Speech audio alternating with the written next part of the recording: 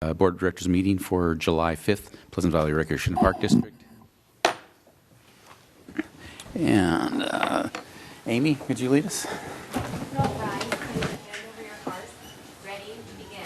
I pledge allegiance to the flag of the United States of America and to the republic for which it stands, one nation, under God, indivisible, with liberty and justice for all.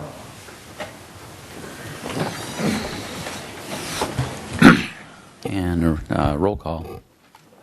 Director Mishler, Here. Director Magner, Here. Director Kelly, Director Malloy, Here. Chairman Dixon. Here. And amendments to the agenda. Do we have any amendments of the? Other than Under the- presentations, just move C right after A. Okay. All right. And so we will go with presentations, district highlights.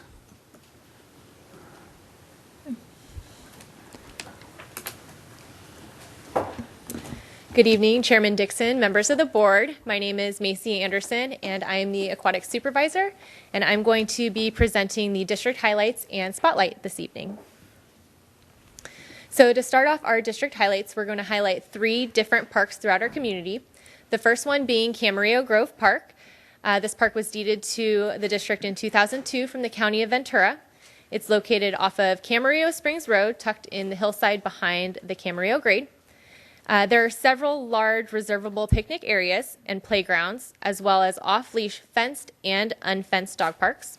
To reserve the picnic areas, you can call our district office at 805-482-1996 or visit our office during normal business hours, 8 to 5, Monday through Friday. We recently went through some upgrades. We did upgrade the parking lot, and then we have our newly renovated nature center and hiking trails. Just as of now, those trails, due to the fire, are closed until further notice. The second park I'd like to highlight is our Trailside Park. This is a small neighborhood park that was developed in 1976 and is in Mission Oaks area. It features several picnic tables, benches, and a small playground. And the third park I'd like to highlight is Locker Park. This is a larger neighborhood park that was developed in 1994 and 1997. There's a ton of open space, multiple picnic tables, barbecue grills, and a horseshoe pit, and basketball and volleyball courts. So moving on to our district spotlight. As most of you are aware, July is National Parks and Recreation Month, and we recognize the logo as Parks Make Life Better. And we truly believe that they do make life better. So in July, we typically see an increased attendance in our programs. With warmer weather, more people are going to the pool to swim. No school means parents are occupying kids' times with programs, camps, and classes. And daylight lasts longer, which makes more people stay at our parks later in the evening. So we went through and asked community members, what does your local parks and recreation mean to you? And you'll see some of their responses throughout the presentation. So this is one of them.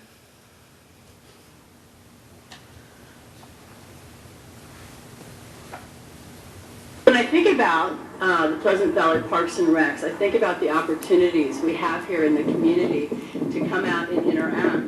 A few years ago, my family adopted a new dog, and so we started coming to this dog park and meeting others with similar. There's a lot of dogs here in town that have been adopted because we have the adoption facility here in town, and so places like this park offer us an opportunity to support all those dogs that we have and to get a better feeling for the others in the community and meeting people across the community. The other thing I really like is the aquatic center. Every year I go get my splash pass and I get in there and I'm aquasize, and I love that. So I love the opportunity that Pleasant Valley Parks and Recs provide. So moving on to our aquatic center, now that summer is in full swing, we do hold recreational swim every day from 1 to 4. Yesterday we had about 150 swimmers in for free for 4th of July free swim. Swim lessons are filling up. We do offer them mornings, evenings, and Saturdays. Junior Lifeguard Camp. Our next camp starts July 17th. It is full. However, we are still encouraging people to waitlist for that camp in case we can add more spots. And then our next event is our family float night, which is July 28th from 5:30 to 8:30. It's going to be dinner and a swim sponsored by Subway.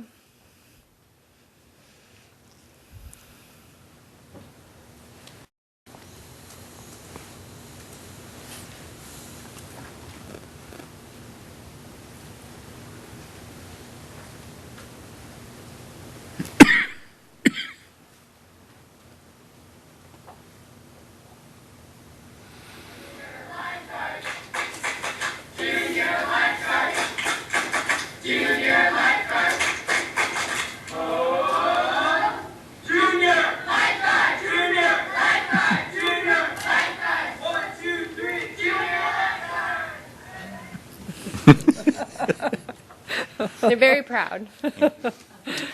So moving on to our senior center. The senior center hosted an excursion to a Hawaiian luau party in mid-June at Riverside Casino in Laughlin, Nevada. 50 seniors had a fantastic time, and they can't wait for their next trip. Also last month, they had their Senior Independence Day dance on Tuesday, June 27th from 12:30 to 2:30. Over 100 seniors proudly wore their red, white, and blue as they danced to Seniors of Note Big Band and enjoyed refreshments. Coming up this month for the Senior Center, they are holding their Summer Tech Fair on July 20th from 9 to 12. Reservations are required, so call and reserve your spot at 482-4881. Some of the students will show you how to use the basic functions of your electronic device, so if you need help, go see the Senior Center and they can set you up with a reservation. And then their next excursion is to Oak Glen, a la mode, on Tuesday, September 12th. Seniors are going to spend the day at the Oak Glen Apple Farm and eat lunch and spend time at the Oak Glen Shopping Center.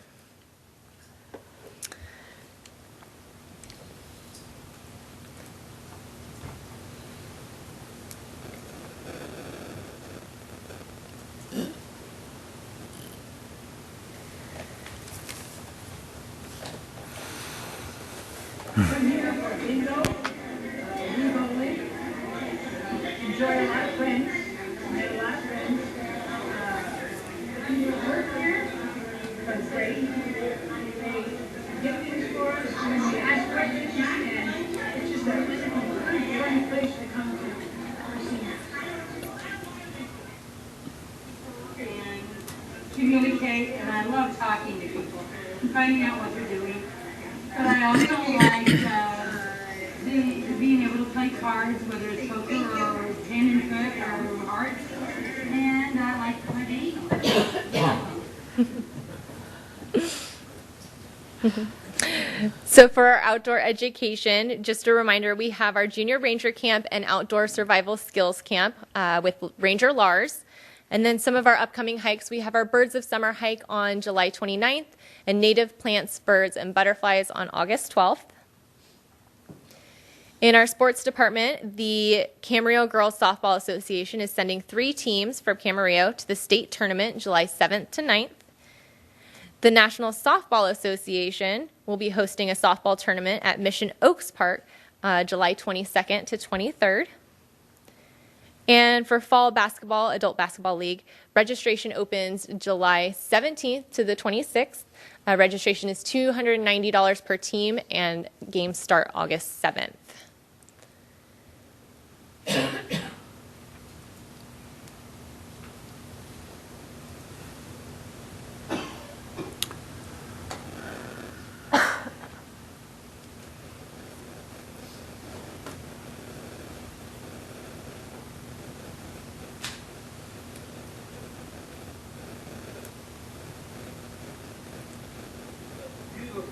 Example of how important it is for our taxpayer dollars to support the Pleasant Valley Rec Department. And these tennis courts are perfectly appointed, and they just repaired them recently, and we love that. I agree. Yeah. It's a great place. We come every Friday at noon, and whoever comes and shows up, it's fun. We get together with our friends, and it's just a good place to hang out and Yeah, it's really been fun. And we've been coming here since Camarillo Racket Club Camarillo Racket Club closed. And gee, it's been, I don't know, 50 so many years, and we've just enjoyed it very much.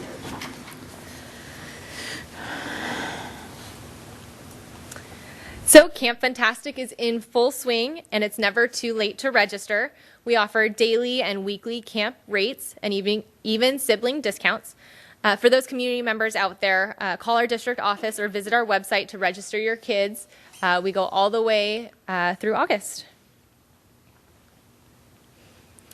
Upcoming summer events, we have our movies in the park every Friday night. This Friday, July 7th, we'll be featuring Moana. And next Friday, July 14th, will be Diary of a Wimpy Kid. Upcoming is our end of summer camp out, August 18th to 19th at the Community Center Park.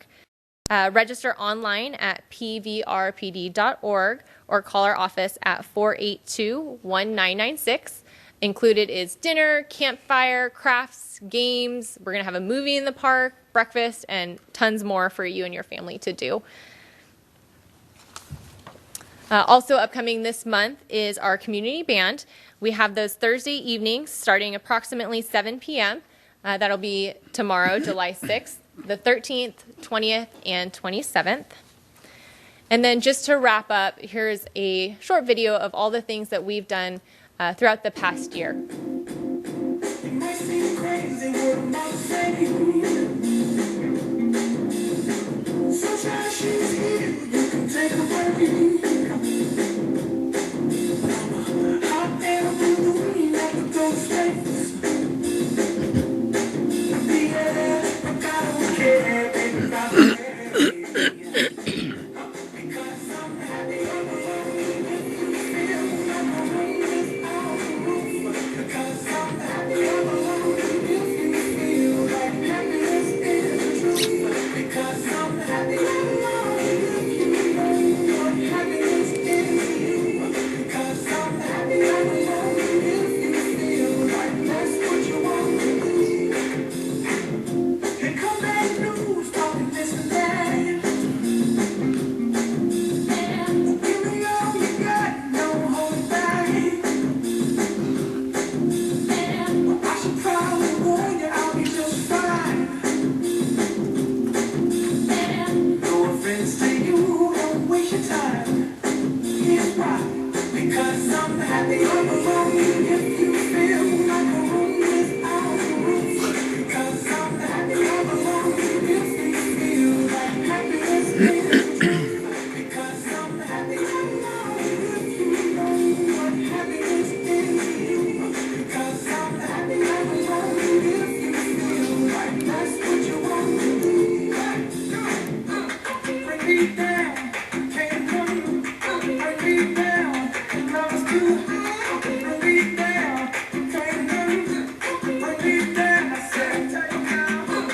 Bring me down, can't come. Bring me down, and love is too high. Bring me down, can't come. Bring me down, I said, 'cause I'm happy I'm alone. If you feel like a room without a roof, 'cause I'm happy I'm alone. If you feel like happiness is the truth, because I'm happy I'm alone. If you know what happiness is to you, because I'm happy I'm alone. If you feel like that's what you want to do, because I'm happy I'm alone. If you feel like a room without a roof, because I'm happy I'm alone. If you feel like happiness is the truth, because I'm happy I'm alone. If you know what happiness is to you, because I'm happy I'm alone. If you feel like that's what you want to do. Bring me down, can't come. Bring me down, and love is too high. Bring me down, can't come. Bring me down, I said, 'cause I'm happy I'm alone. If you feel like a room without a roof, 'cause I'm happy I'm alone. If you feel like happiness is the truth, because I'm happy I'm alone. If you know what happiness is to you, I'm happy I'm alone. If you feel like that's what you want to do,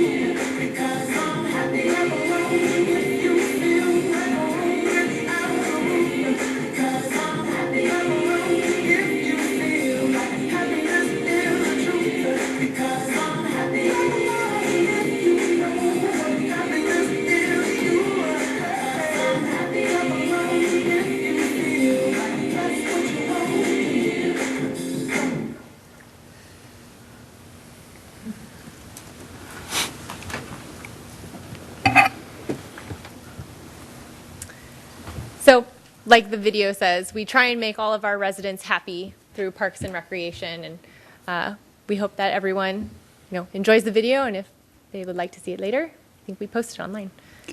Yeah. Do you guys have any Thank you. questions? Any questions, comments? No, thank you. No, that was a phenomenal presentation. Thank you, Macy. You can't watch that and be amazed at all the things that this agency does. Thanks. Yeah. Okay, part-time employee recognition.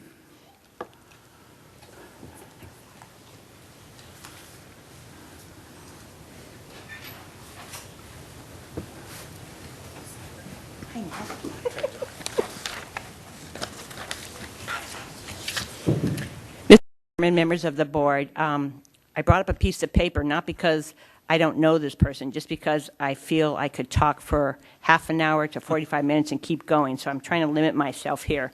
I'm very proud to stand here and let you know that we have nominated and we have come together to bring somebody before you who is an outstanding employee. Anju Oza. Come on up. We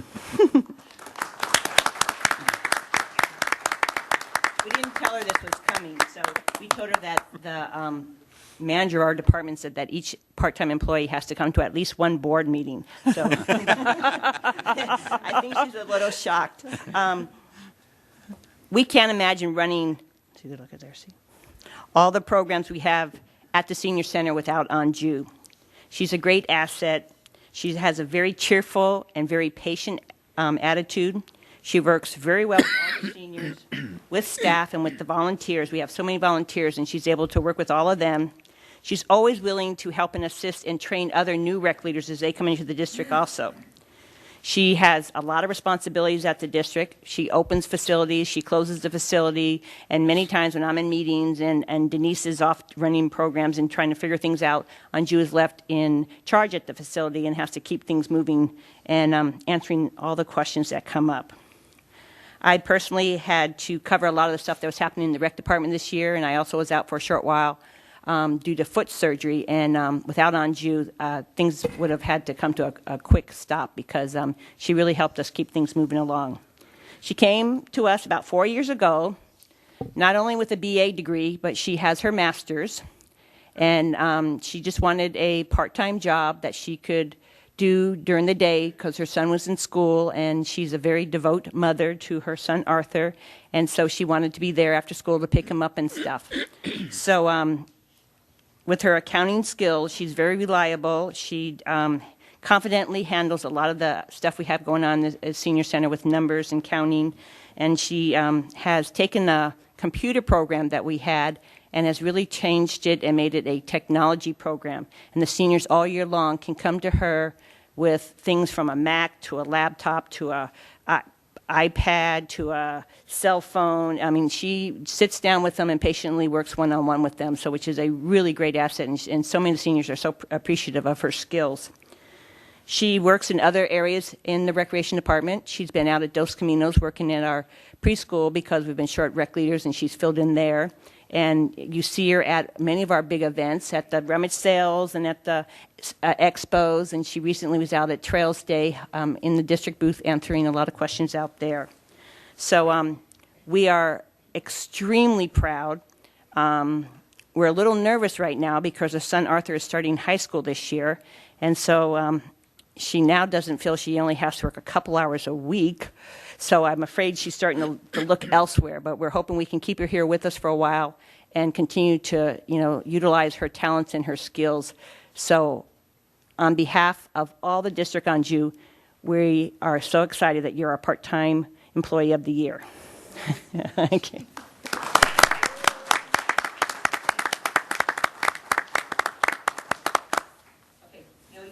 Yes, we do. Do you want to say something first? Does she want to? I forgot also to tell you that Anju and her husband both recently studied and took the exams and have become U.S. citizens. So she just accomplished that. Thank you so much for giving me this opportunity. you.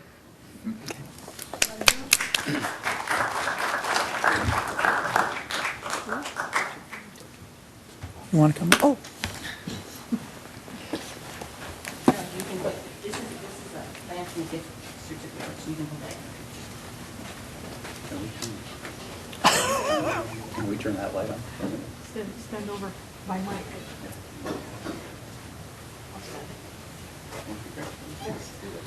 We could start here, so.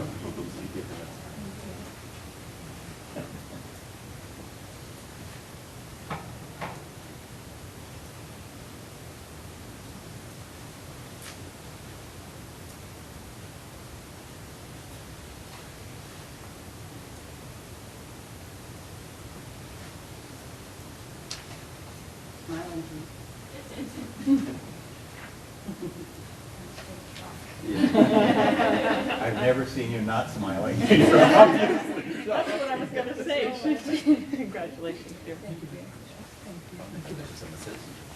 Yes. Oh, and I can't take that. Thank you.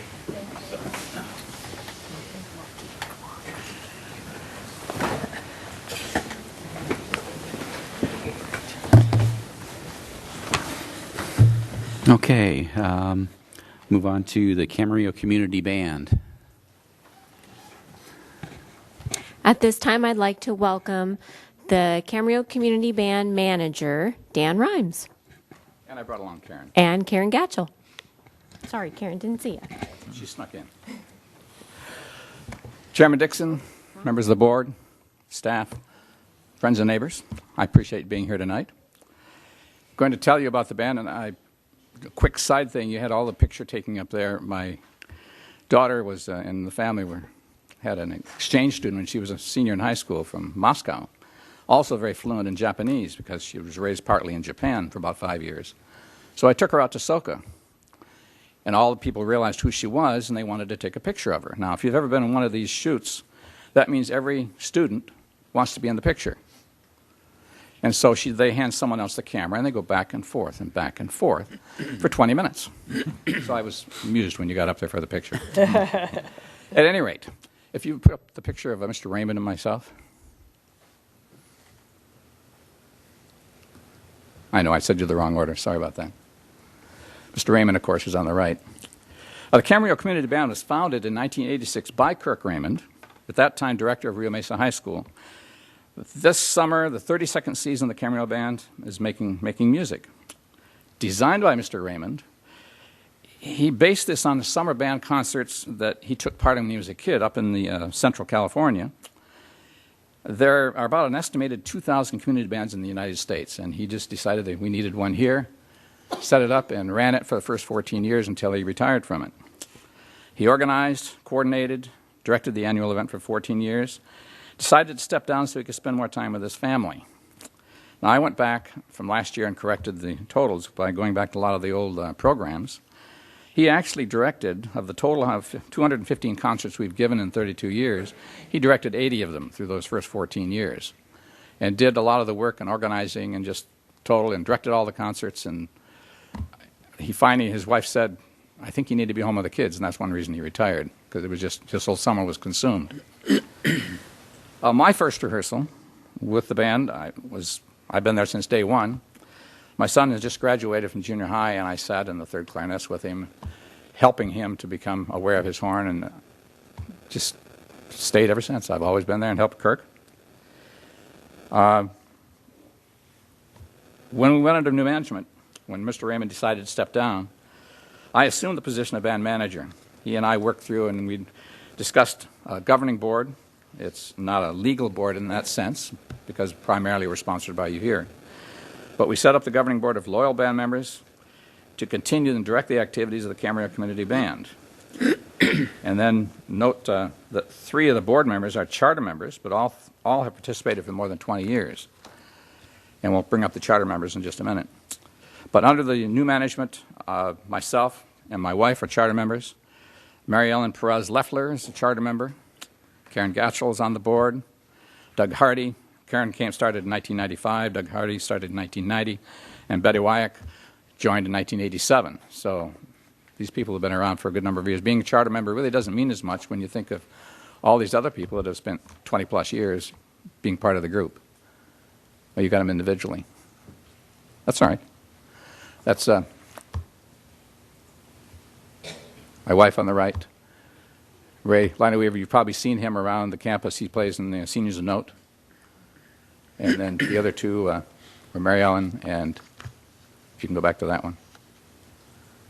Yeah, Mary Ellen and myself, of course.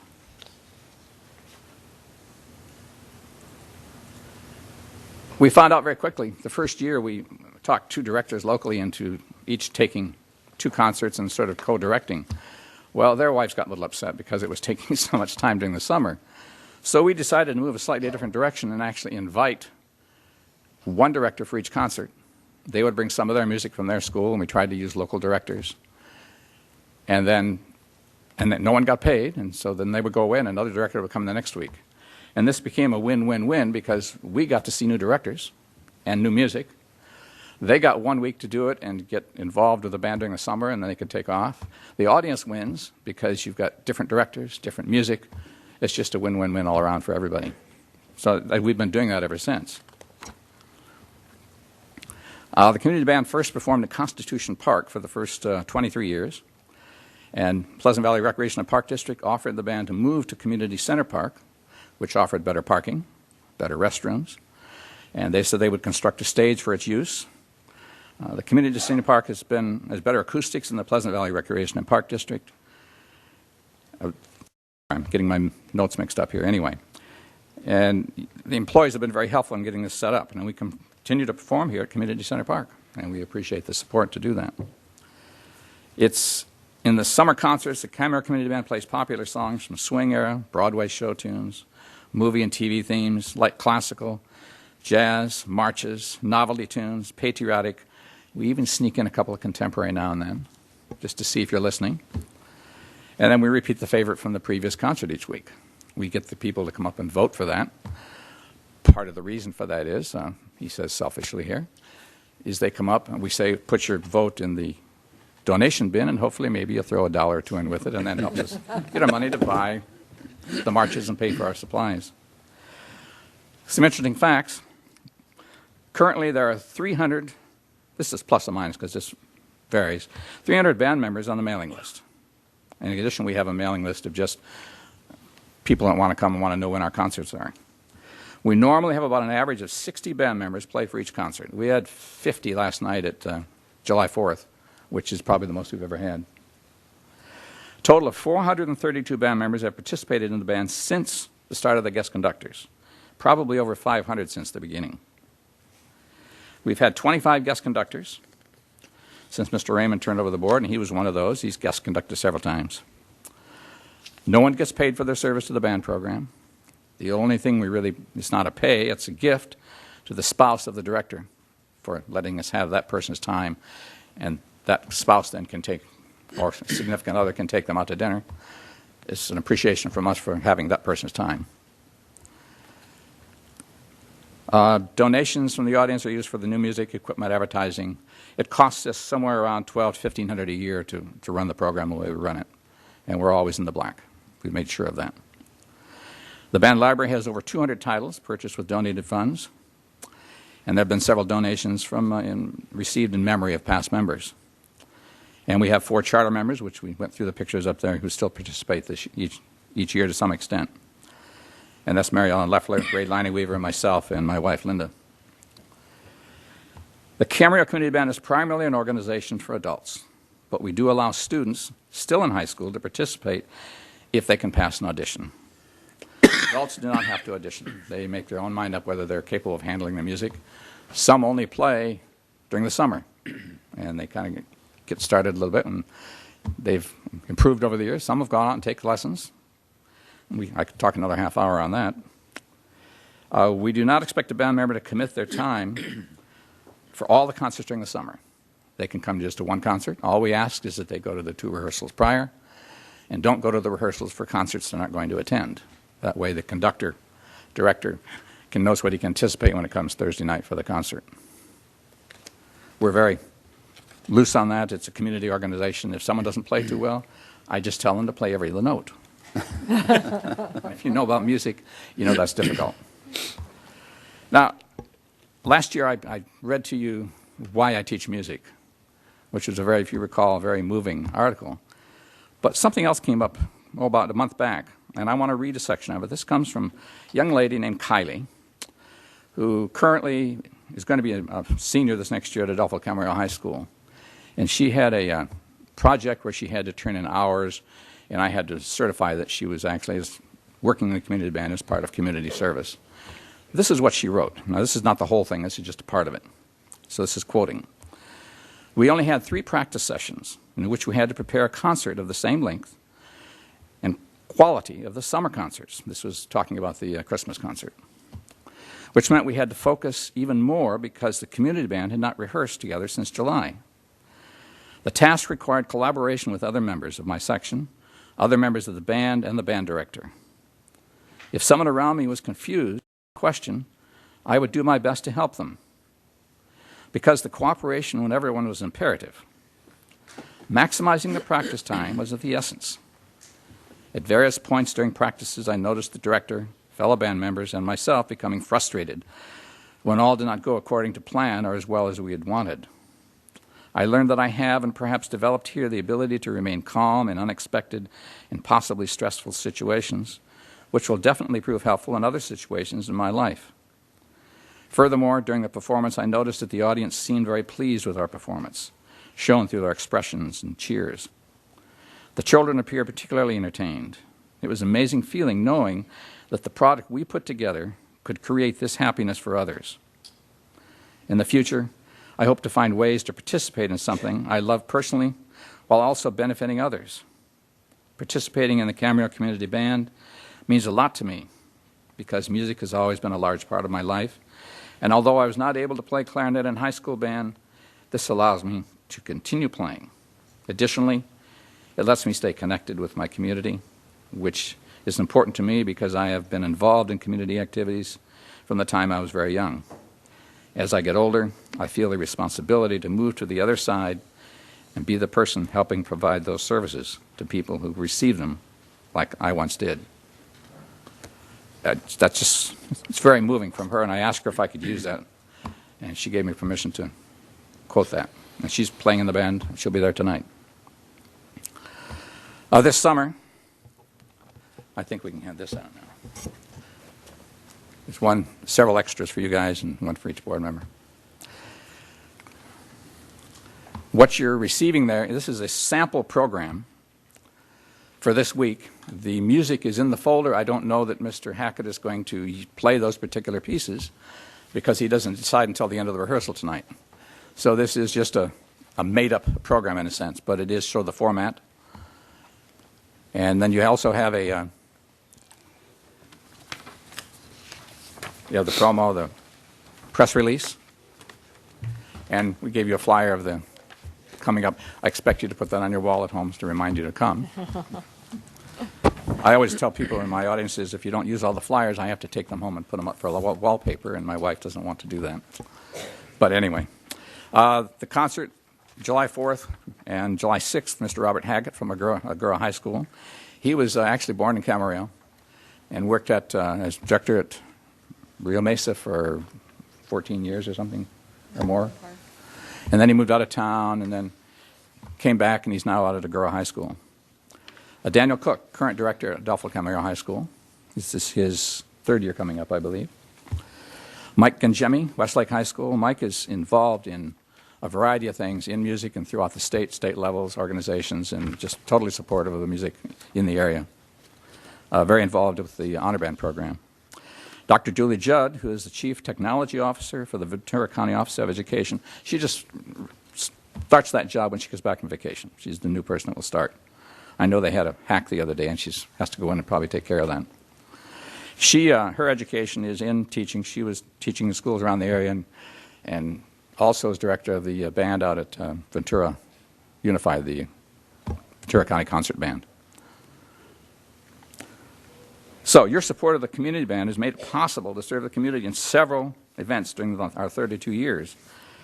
Annual summer concerts in July on Thursday evenings, Christmas concert in December, the Metrolink Christmas train, 4th of July celebration, Memorial Day services at Canal Mountain Memorial Park, City of Camarillo's 25th and 50th anniversary. We played at both. Graduation ceremonies for the California Conservation Corps we've done for 2 years. This year they only had 2 students, and they sent them up to Sacramento.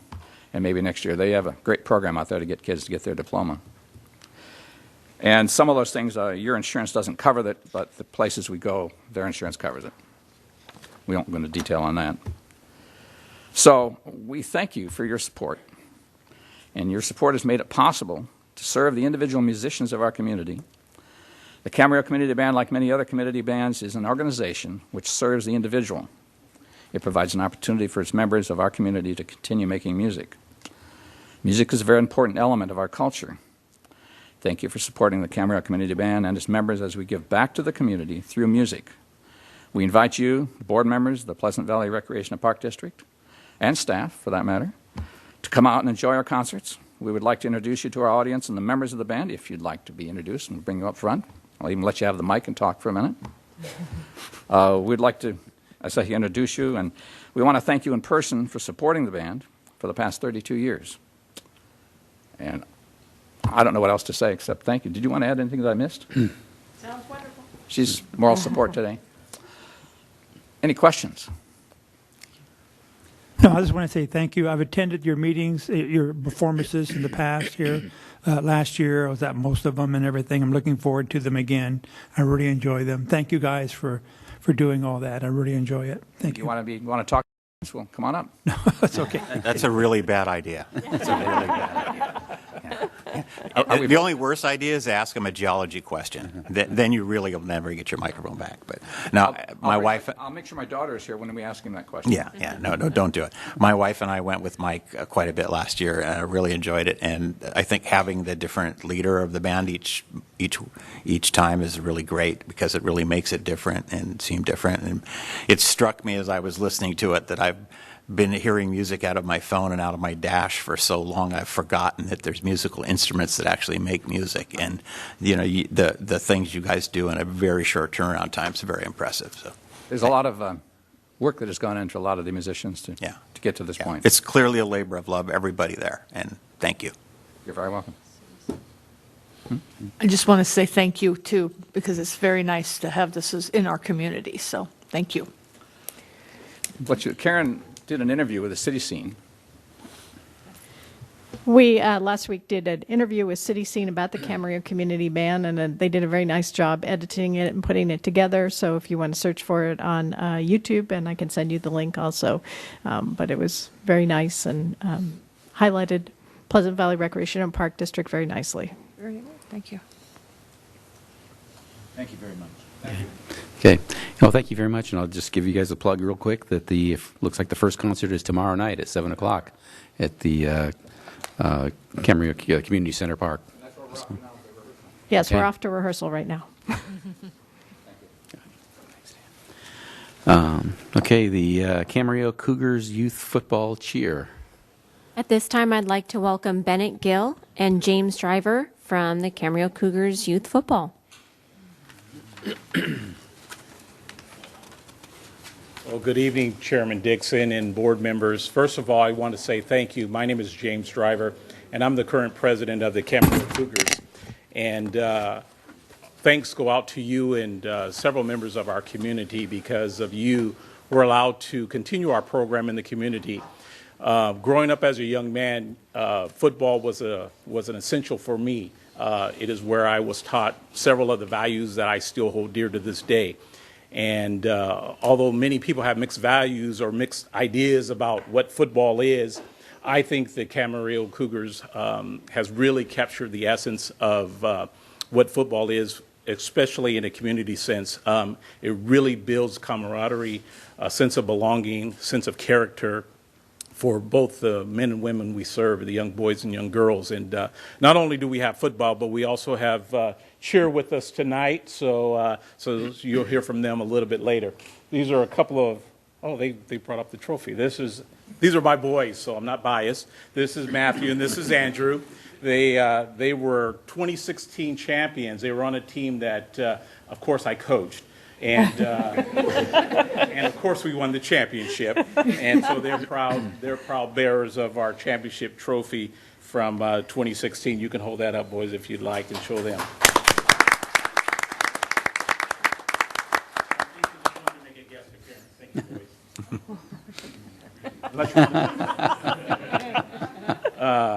So without further ado, I think this is going to help me move this presentation along. Had I known, I would have put some music in there. They had some music. And I also want to invite the band to come maybe join us and participate with us. Come to one of our games and be the backup. You know how to work this thing? It's the right arrow. It's the right arrow? The right arrow. See if I know my right from my left. So we are, again, the Camarillo Cougars football and cheer program. I'm a big proponent of not just football. I'm also a big proponent of cheer. I have a daughter who is now graduated from high school and college, and she was a cheerleader. So anytime I get a chance also to plug cheer, I do so. So cheer is a very, very valuable part of what we do as an organization. So we'll talk a little bit about the officers. So I would like, first of all, in the brief history and the current state of the program and changes from last year and the financials. So one of the things I just want to highlight here is if you see on the far left, you see Jake Mohart, who went to the University of Wyoming.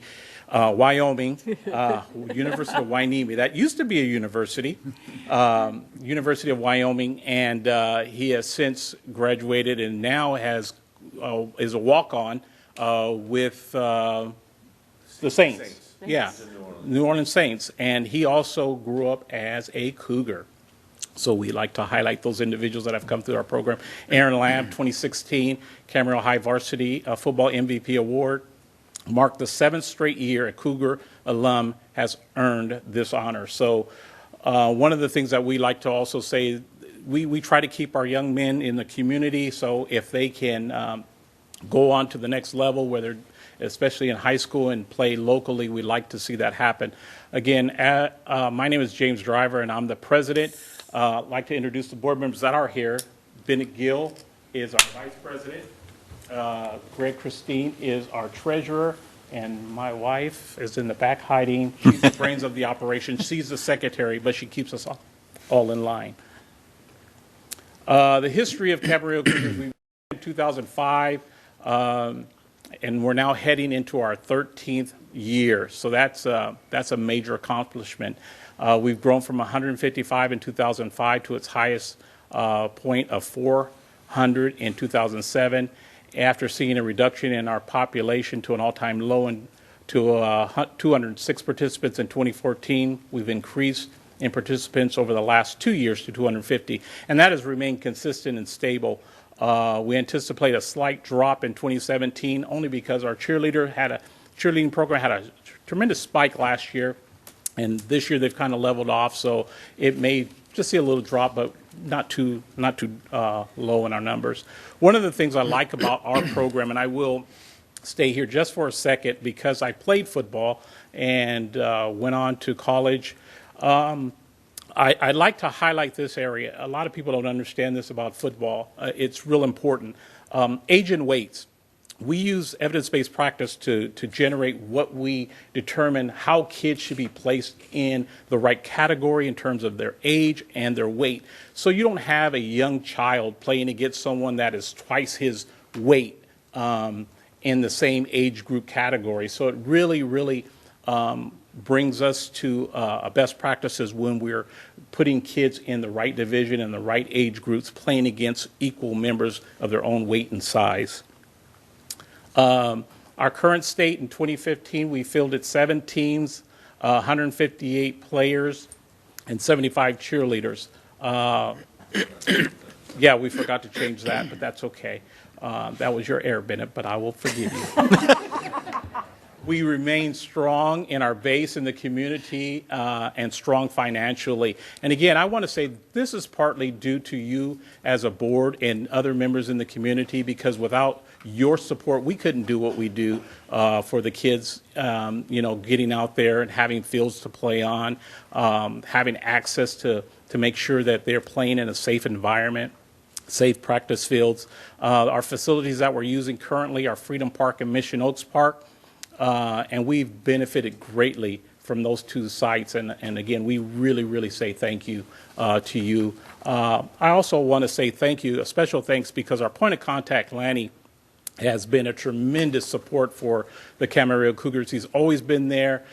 Typically, if we call him during the day, sometimes even at night, he answers his phone and he's able to assist us. So with that support, again, either from local companies, private companies, we're able to provide scholarships even for some of our most needy families in the community. We have a lot of kids that often want to play football that just can't afford it. And we try not to turn kids away. We try to make football not cost prohibitive from kids being able to play football and or cheer. So this last year we provided 11 football players scholarships and 4 cheerleader scholarships through our own mechanism. And then if we have a kid that still wants to play and we've run out of options, as board members, we will go out and we will pound the pavement to try to find scholarships through local businesses and resources to assist them in playing football and or cheerleading. So that is a tremendous asset for us. We've continued to have continued success. As I mentioned, our Bantams last year and our sophomores made it to the conference championships. And the Bantams, again, only because I coached, were able, and I'm humble, were American Conference champions last year. Our seniors went on to finish undefeated with an 8-0 before being upset in the last minute of the semifinals and the playoffs. And the cheerleaders once again won the 2016 USA Nationals Cheerleading Championships at Disneyland and 2016 State Jams Championships at Pomona. So at this point, I would just like to bring up Amanda, who is representing the cheer program, to just talk a little bit about, I do not want to gloss over these young ladies because they really, really work very, very hard, and I would like for her to do them justice and talk a little bit about the cheer. Hi, everyone. I'm Amanda. I'm here with the Cougars representing the cheerleader aspect of our organization. And since the program started roughly just over 10 years ago, they started with about 30 cheerleaders. And since then, we've consistently, last year we grew significantly, as James had mentioned, and this past year we've been able to sustain that. We have roughly around 100 cheerleaders again this year, which is a lot. But it builds confidence, it builds teamwork, it builds a lot of the same things that football offers to the community and to these children. And when we teach basic skills of cheerleaders, so entry level, no experience necessary. We started ages 5 last year, and my daughter actually started about 4 years ago, and she's very much a tomboy, but she loves cheerleading. And for those that want to be a little bit more challenged, we offer the competitive aspect of cheer, which is what you see up top. And the last few years, we've won a lot of first and second place, and we have a few of our cheerleaders here that are wearing a couple of our variations of our uniforms. But they truly enjoy it, and you know, I enjoy being part of the organization, and I think it's really just really great for the community. So thank you. I mean, Girls, can you stand up real quick and wave with some nod real quick?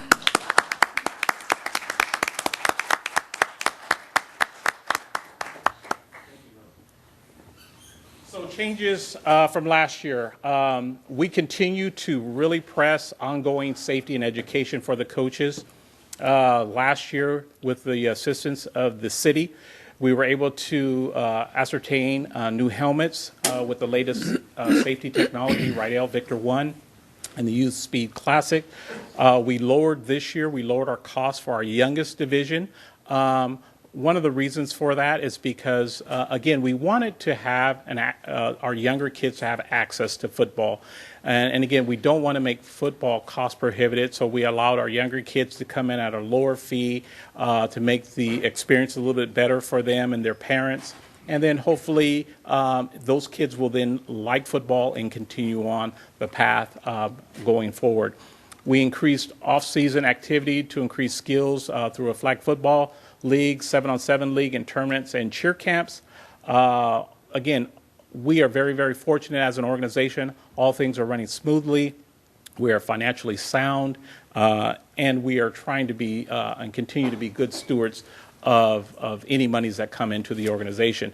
One of the things that we have done and continue to do is we partnered with USA Football's Heads Up Football. All of our coaches must go through this certification training in order to even be onto the field. It deals with safety of a player. It deals with how to tackle. It deals with hydration. It deals with medical issues and how to treat. There was a lot of concern after the movie Concussion came out. A lot of parents, took that deep breath and said, is my kid going to get a concussion? Well, one of the things that we have and we notice is that the better trained coaches are, the better trained our volunteers are, the safer our athletes are. And we also utilize Camarillo High School as one of our resources. Jack Willard runs a camp at the high school. This year we are encouraging our athletes to participate. We're encouraging our coaches to go. And it just allows us to continue to enhance our individual skills, our player individual skills, and makes the program that much safer.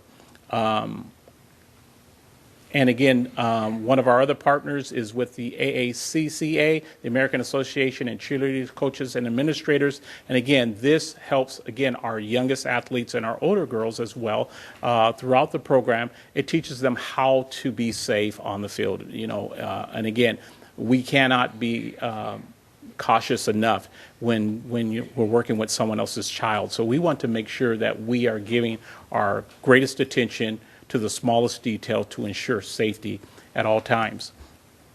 And I think, for me, that is it. Next year I will put some Zuzus and Whammons on. I'm going to put some music on here for you all next year, because I saw you kind of moving a little bit when Happy came on there. So I'm gonna make sure I include a little bit. I'm going to get you next year. I'm going to do a little bit more, and I'll put a little couple players on there doing a little chant. I see where you're going. But again, in all seriousness, I really want to say thank you to your commitment to our community, to the commitment to these young people, because it's truly, these are your next firemen, doctors, lawyers, council people, board members, teachers, businessmen. This is the next generation that's going to be running the city. Most of them won't go on to become professional cheerleaders. Most of them won't go on to become professional athletes, but one thing's for sure, they will be in our community, and we want to make sure that they're well-rounded in all areas to become positive citizens for the next generation. Any questions? Yeah. Mike? Yeah, I just want to say thank you again, like I do every year, and I notice you guys out there practicing and having fun during the season and everything, and I have friends and neighbors who have kids in the program, and they think you guys are doing a great job. Just want to let you know about that. But one question, do you guys ever have a chance to tie in and visit the Rams up there with their practice stuff? Just not to really train, but just to go by and visit and say hi or something? We have not yet gone there, but we have reached out. I know just recently Todd Gurley has reached out to the organization in a broader sense. So we do have some of our kids that are going to his camp in Santa Monica Saturday on the 8th. I know my boys are going. They're signed up to go. So, and I know some of our older kids are also signed up to go. So. I was just wondering. Okay, thank you. Thank you very much. Elaine? Thank you very much. And you can blame not having music on your VP, so. Absolutely. Yeah. I don't like to pick on him or anything, but I think Cougars is a wonderful organization, and I think your positioning with weight and age is the way to go. So thank you again for having a good, successful program, and I love to watch your cheerleaders, so that's always an excitement for me is to watch the young ladies to cheer. So thank you again. Thank you. Hi. I just have a couple of detailed questions here, and I looked through the paperwork and I didn't really see this, but it might be there and I may have missed it. But how many kids do you have in cheer? How many young ladies? At the present time, you probably have the most accurate numbers right now, don't you? Pretty close to 100. 100. And how many are in football as of this minute? 144. So basically, there's the girls, I assume, are mostly in cheer. Are there any boys in cheer? Yes. And we have one young girl in football. You do? Yes. All right, good for her. So you have a fairly balanced ratio. Yes. I mean, I wouldn't expect it to be the same, but it's actually it's way up there. I'm actually surprised. One other thing I wanted to ask you: what does it cost to play for each? You guys have gone through this every year. I think somebody's asked this question. I didn't see it in the paperwork, so I don't know how many different age groups or weight groups do you have? So our youngest group is our 6 through 8 year old, and at the youngest level, the cost is $250.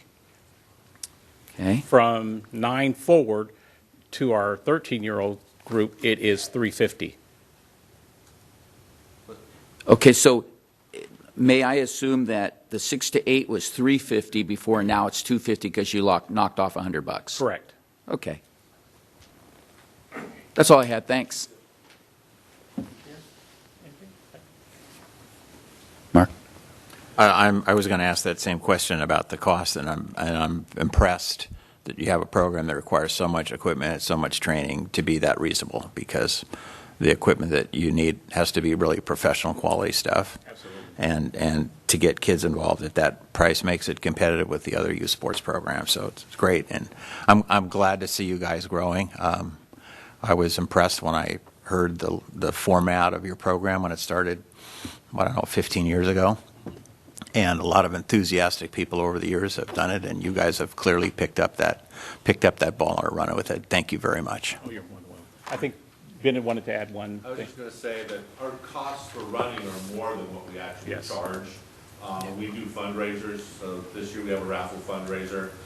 We plan to raise about $15,000 to $16,000 through that fundraiser, and that offsets the reduced cost that we charge the parents. It allows parents, they can't pay the $450, they can go and sell raffle tickets and make up that extra $100 by spreading it through the community.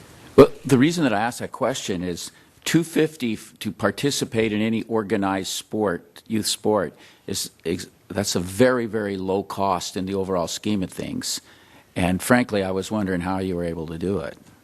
Yeah, and that's the way. And then we also, as board members, we also try to go out and find corporate sponsors to assist us. Yeah. It still costs us $450 per football person. player. We just figure if we get more children involved at a younger age, then they stay with the program longer, and it'll help build our numbers in the future. Thank you.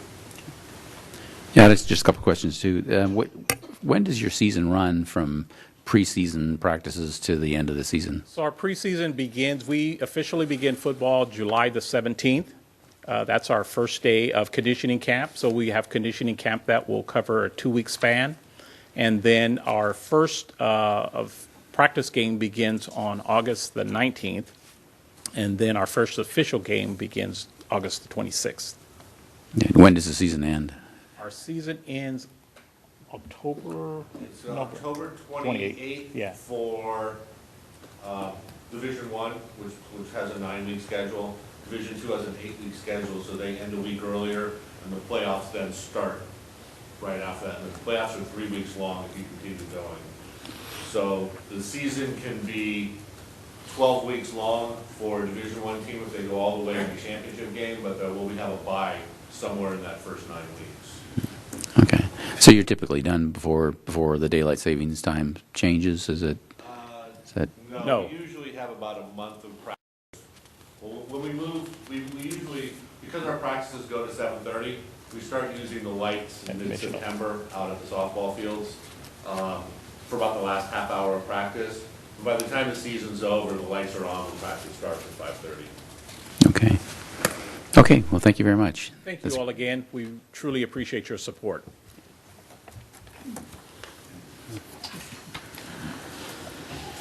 All right. So we're public comment, and I have 4 cards here. Let's see. I guess I'll read this. If there's anyone out there that has not filled out a speaker card, please do that now and return it to the clerk of the board. And each each speaker will be allowed 3 minutes. We have two, looks like all four are non-agenda items, as best I can tell. And two of them, I'm going to call them up together so you can take 3 minutes each. And for 6 minutes, Donna Roberts and Art Roberts.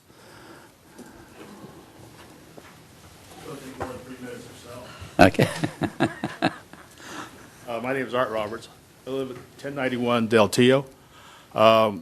We've been in the community for 45 years. Again, I want to echo the same thing that other people have been saying. Thank you for the board and your predecessors, because several of the names are up there, like Mel Vincent and Eldred Locker and Nancy Bush, are all people that I've had interactions with in the past. So for a city the size of Camarillo to have the breadth of activities and programs that you all do is fantastic. From aquatics to Zumba lessons. Hopefully there's one in the middle someplace, like starts with an L that we could start with, and that's lawn bowling. Life is full of transitions. I was like James Driver, 40 years ago. Now I'm pushing lawn bowling. My son pushed me into it, and we got started about a year ago. But he started 8 years ago, and he's now a national and U.S. Open champion. And he's represented, and he and his wife have represented the United States in several international events. So he got it started. Now, I think what we ought to do is there's only one in the county, and that's in Oxnard. And Santa Barbara has got 5. LA County's got 12. Orange County has probably 24. All greens that we should have at least another one in Ventura County, and hopefully we could have that in Camarillo. So I provided you with some information from basically lawn bowling is coming out of the closet. For a long time, it's just been like, okay, it's a senior program. Well, that's because Marcellus Jocelyn, who is a philanthropist, came in and he started handing out money to them. So any lawn bowling event you go to now or a center has got Jocelyn written on it. He's long gone, so we need to revitalize it. And I think that the current presidents of both the USA Bowls and the Southwest Bowls are making that effort. So they've reached out to us to see if we can provide a lawn bowling event or a center here in Camarillo. So I'm about done with what I wanted to say, but my wife has some more things, and we can ask questions, and we can respond to those. So I'll take his 40 seconds. Okay. Art and I are newbies to lawn bowling, like he said, but we are totally hooked. When he gave up a regular day of golf every week to lawn bowl, I knew this guy is hooked on lawn bowling. It's great exercise when you play 12 ins, which is a normal game. It takes 2 hours, and you're walking 4,000 steps. And when I tell people, oh, I'm going lawn bowling, they go, oh, bocce. I went, no, lawn bowling, different, harder. The ball is weighted on one side, so it's going to go this way or it's going to go that way. And you got to figure it out. When you show up to play, you never know who you're going to bowl with or who you're going to bowl against. So you know everybody in the club. You play with all of them. They, play with you. And it's just one big community, which is wonderful about lawn bowling.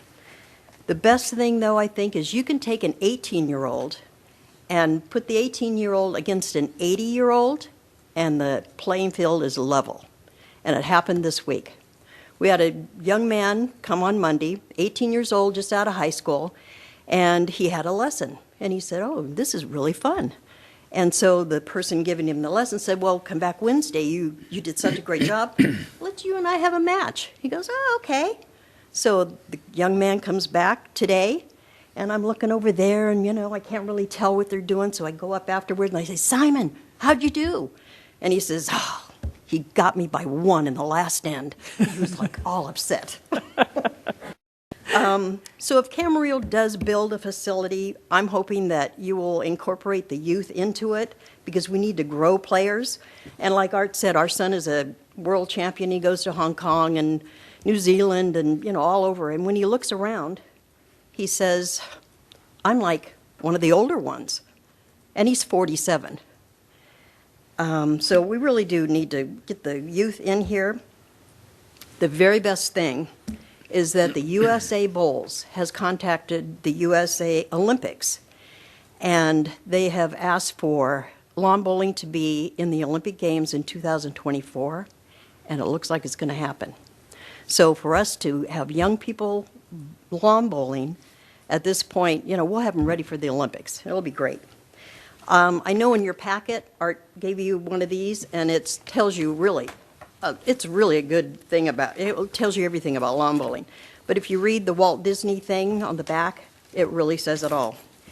I will quit now, but I just wanted to share. I remember something from a movie once. If you build it, they will come. Thank you. Thank you. Explain something to us. Yeah. Yeah. You go ahead. We don't really ask questions at this time, but for somebody that doesn't know anything about lawn bowling or bocce ball, other than I've seen some people throwing balls around on a couple of occasions, could you please explain, just as briefly as possible, what is lawn bowling? I mean, I have some kind of an idea, but I don't really know much about it. There's a little diagram that's in that little pamphlet. I see that. And then what happens is that the initial thing you do is you throw a little white ball, a jack, down to a lane, like a bowling lane, like a 10-pin bowling lane, except it's on grass or artificial turf, and it's a boundary that you have, and you throw this jack down there, and then that becomes the object ball for you and your opponent, whether it be singles, doubles, triples, quads, to get as close as they can to that jack, and then that starts the scoring. So if you have two bowls that are closer than the third bowl of your opponent, then you've got 2 points. And you measure these off so that you eventually get to where you either have 1 point, 2 points, 3 points. In some cases, you have 4 points. But that's how it basically is. It's like horseshoes, where you just get, you cancel out if it's one closer than the other. But the idea is to get as close as you can to that jack. And then you come back and you continue the process, go probably 12 ends. Thank you. I think Director Kelly needs a trip to Oxnard.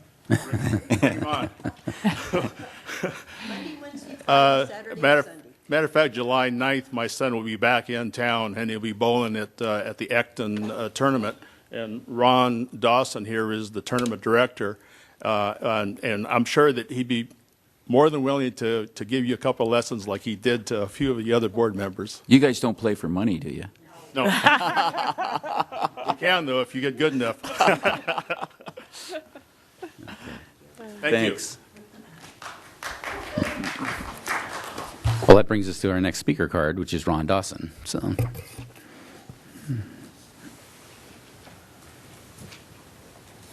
good evening. Just like Art, I am also been bowling for over a year. I was an avid tennis player, playing tennis 3 to 4 times a week. Now I'm an avid lawn bowler, bowling 3 to 4 times a week. And one thing Donna mentioned was the young man who is 18 years old, just graduated from high school, our newest recruit. And he was telling me, too, he comes from an athletic family, playing baseball, basketball, football, as well as 10-pin bowling, alley bowling. And he told me lawn bowling is the most challenging sport he's ever encountered. And so one of the things, among my duties at the Oxnard Lawn Bowling Club is, as Art mentioned, put on tournaments, but also my wife and I put on social fun days. I'm also in charge of marketing and recruiting. And the tournaments gives an opportunity for local, international tournaments. And I think Camarillo would be an excellent location for such tournaments because it does bring in people from other areas of the state as well as other places of the country. With the convenient airports, convenient freeway access, restaurants, hotels, I think Camarillo does offer something unique. And also you guys have parking, which there's a lot of clubs down in L.A. and Orange County do not have, which is a deterrent for daily participation as well as tournaments as well. So I think there's a lot of benefits you have here with all the amenities of shopping and so forth for running tournaments and maybe more people coming into town and discovering it. They say the thing about lawn bowling, it does derive from English, and it's very, very big in all the Commonwealth countries. So anytime you go lawn bowling somewhere, you always find this kind of this English gentleman camaraderie. There's a very friendly game, and you find friends no matter where you bowl, no matter what clubs you bowl at, and go and bowl, and that's always a nice thing, aspect of it. You're always welcome to other clubs, and like my wife and I, we travel now and go visit other clubs, and it's a very fun entity to do. I think the thing about lawn bowling that really is quite unique is the focus it takes, the concentration, the skills, and just the camaraderie it builds are all just wonderful, wonderful things. And that's basically all I had to say for you. Thank you. Actually, again, I know we're not asking. Ron, I know we're not asking questions, but I'm going to ask one. When you have you're the director of a tournament coming up here. Yes. And how many participants would you expect to have in something like that? Typically, we end up with 16 teams. Those are 3 people per team. So 6 teams saying 3 would be our entries on that. And how many courts or fields or whatever you call them? We have 16 rinks, so that's our limitation. So like there's clubs down in L.A. and Orange County that have several greens, and they have as many as maybe 20, 30 rinks. And so, yeah, most tournaments are triples. Okay. So a rink, is that a permanent thing, or are there temporary versions of this you set up for a tournament, or well, you go to place? The rinks are going to be standing, and essentially your rinks there's no physical boundaries per rink. It's just a large field of grass, but there's demarcation lines that you would use in terms of bowling towards in that rink. Mm. So yeah, it really comes down to if you had a rink here, how many rinks would you have, and that's just a determination of how large you would be able to have, how many people could bowl at the same time. I guess that's kind of where I was leading with this, is if it was something that you were looking to be able to build a facility that could host a tournament, how big of a space of land do you need for something like that? 20,000 square feet. That would give you the green itself, and then a little perimeter area for people to stand and get off the green stuff. Now, how many rinks is that? That would be 8. 8. Okay. So yeah, I mean, that'd be equivalent to like a half an acre. Yeah. Okay. And 8 rinks is a feasible thing as well too, because you can have your local tournaments as far as other more. I don't think you'd be having international tournaments with 8 rinks, but certainly as far as Southwest, because the people who run it are the Southwest Division. So that encompasses everything from as far north as the Central Coast, all the way down to San Diego. And so when you have a Southwest tournament like we're having next Sunday, people are coming. I have some people come from Northern California, but the majority of them are from the Orange County, Los Angeles area. Okay. Well, thank you very much. Thanks. And the last speaker card, Matt Lorimer. One last thing. I hope that we get a message across that we would like to get this into the needs assessment study. That's what we'd like to pursue. Okay. Okay. Thank you very much. All right, Matt.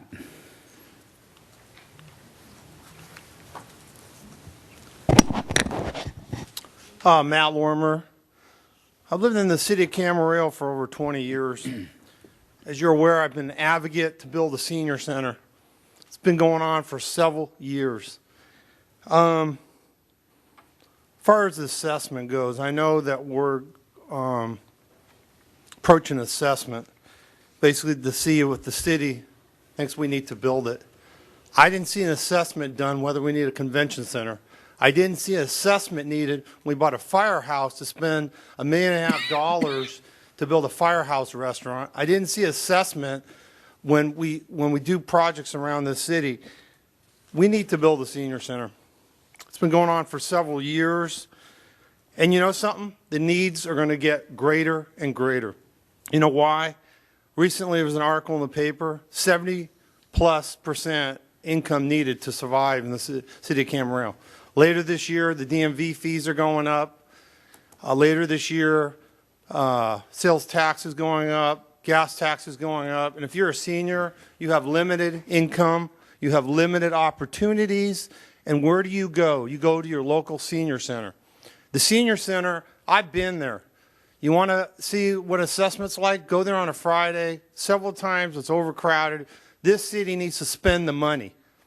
And by the way, you know what makes me angry more than anything? When I run into a councilman, and Mr. Mike Morgan, who says to me, I'm just going through the motions along with other people for the hell of it. You know something? Get off your ass, excuse my language, and support the people in this community. You know, I don't think it's a joke. It's very serious. This city has a lot of money, and it's time for them to step forward and build a senior center. And you know something? I think it's important for people to come forward and say that. If you're a senior, you should come forward. It needs to happen. And you know, if the city of Camarillo doesn't want to get off their ass, excuse my language, and help out, then maybe we need to turn to private enterprise and build that sucker. We need to have a plan beyond the city, because I just think it's that important. And I'm not here to criticize, but I am going to criticize the city. The city has a lot of money, and they make excuses and they find money when they want to spend it, but they turn their backs on seniors. And you know, at election time, you should really consider why you should vote for people in office when every city in Ventura County contributes $250,000 and they turn their back on you, the residents of this community. It's shameful. It's wrong. And you know something? I'm not afraid to say it. It is wrong. And for people just to go around and not say anything, it's important. The seniors are important. They're 30% of the population of this community. And they deserve to have something newer. They deserve it. They need it. It needs to happen in the future. And I hope to God it happens sometime. Maybe I won't be around for it, but who knows? But again, keep fighting for what you believe in, because it's important. Thank you, Matt. Okay, are there any other people out there that have not submitted a card that have something? No? Okay. Not seeing any further, we'll go on to the consent agenda. Do we have any motions on the consent agenda? I'll make a motion to approve the consent agenda. Before we do that, there's a typo. The May 3rd on the consent calendar should read June 7th.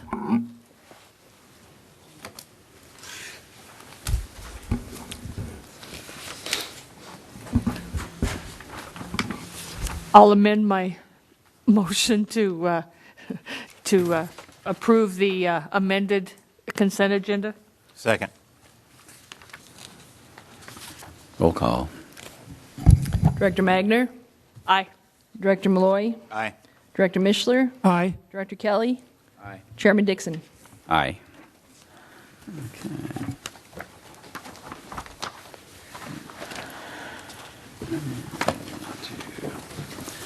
Okay. Okay. Item 8.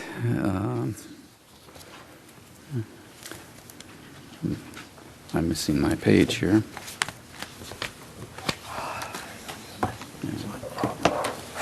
Okay. Okay, consideration of resolution 578 for fiscal year 2017-18 final budget. And Leo.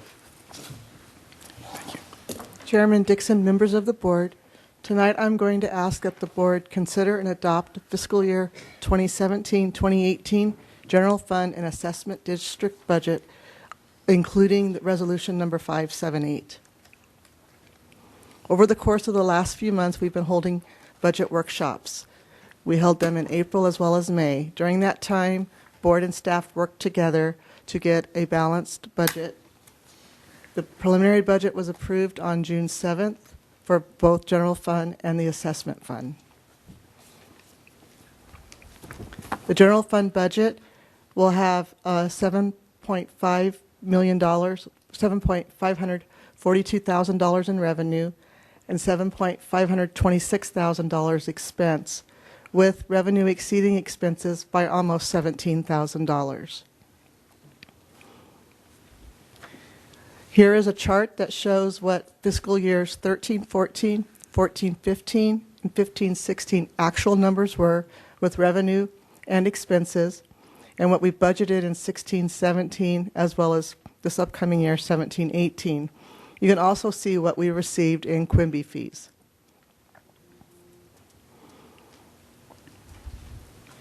Here's a quick snapshot of what the fiscal year 17-18 budget would look like with revenue, expenses, and capital.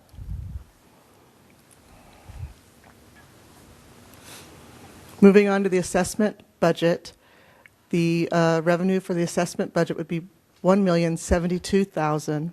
The expenses would be $1,055,000, with revenue exceeding expenses by almost $17,500.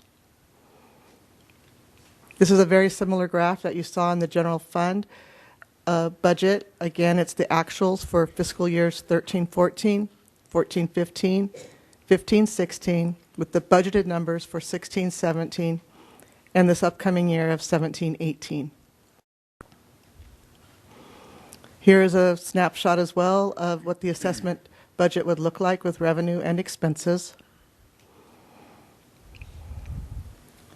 So this evening, I'm asking that the board adopt the fiscal year 17-18 general fund and assessment district budgets, including resolution number 578.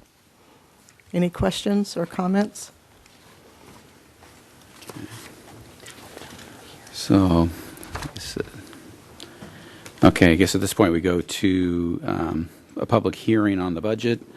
So I'll now declare a public hearing open to approve the district's budget for 2017-2018. Members of the public are now invited to provide comment only towards the district's budget for year 2017 and 18 fiscal year. If there are any members of the public who would like to speak for approving the budget, you have 3 minutes to speak now. And seeing none, are there any members of the public who would like to speak against the budget? And seeing none, we now declare this public hearing closed. Okay. Now we have go on to comments and questions from board members. Can start with Mike. None. I have none either. We've discussed it, I think, pretty thoroughly in our budget workshops in last month, so I'm fairly comfortable with it. So, Bob? None. Mark?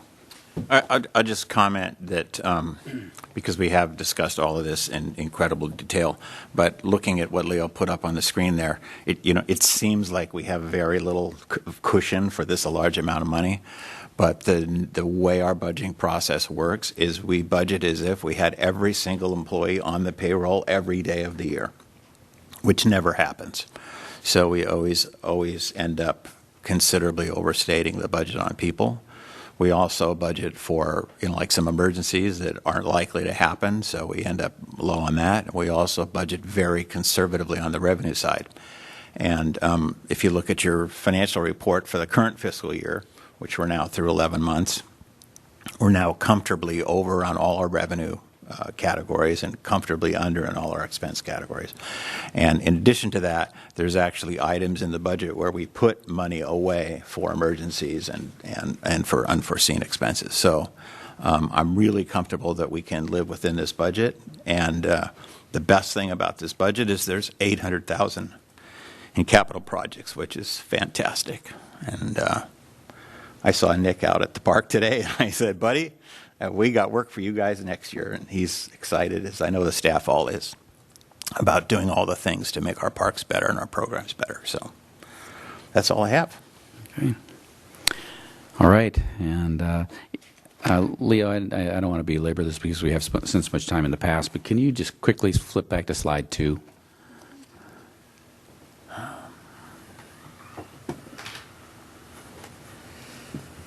No, that's not the one. It's the one with the circular columns there's the one. Okay, so revenue, expenses, and capital is included within expenses. No, it's stated separately. Okay. It's a different funding source. It's not the general fund that will be paying for those projects. Okay. So that would be a combination of our Quimby fees as well as our capital that we've been setting aside in the previous years. Okay. That we've been building on. Okay. To use those funds. If you look at the cash report, I'm not sure what page it's on, you could see that the capital has a separate line item, and that would tell you the balance that's in that account, and those funds are what we could use for projects. That slide's just a little confusing because if you look at our expense and our capital, those two numbers together exceed what's listed as the on that slide. But thank you on that.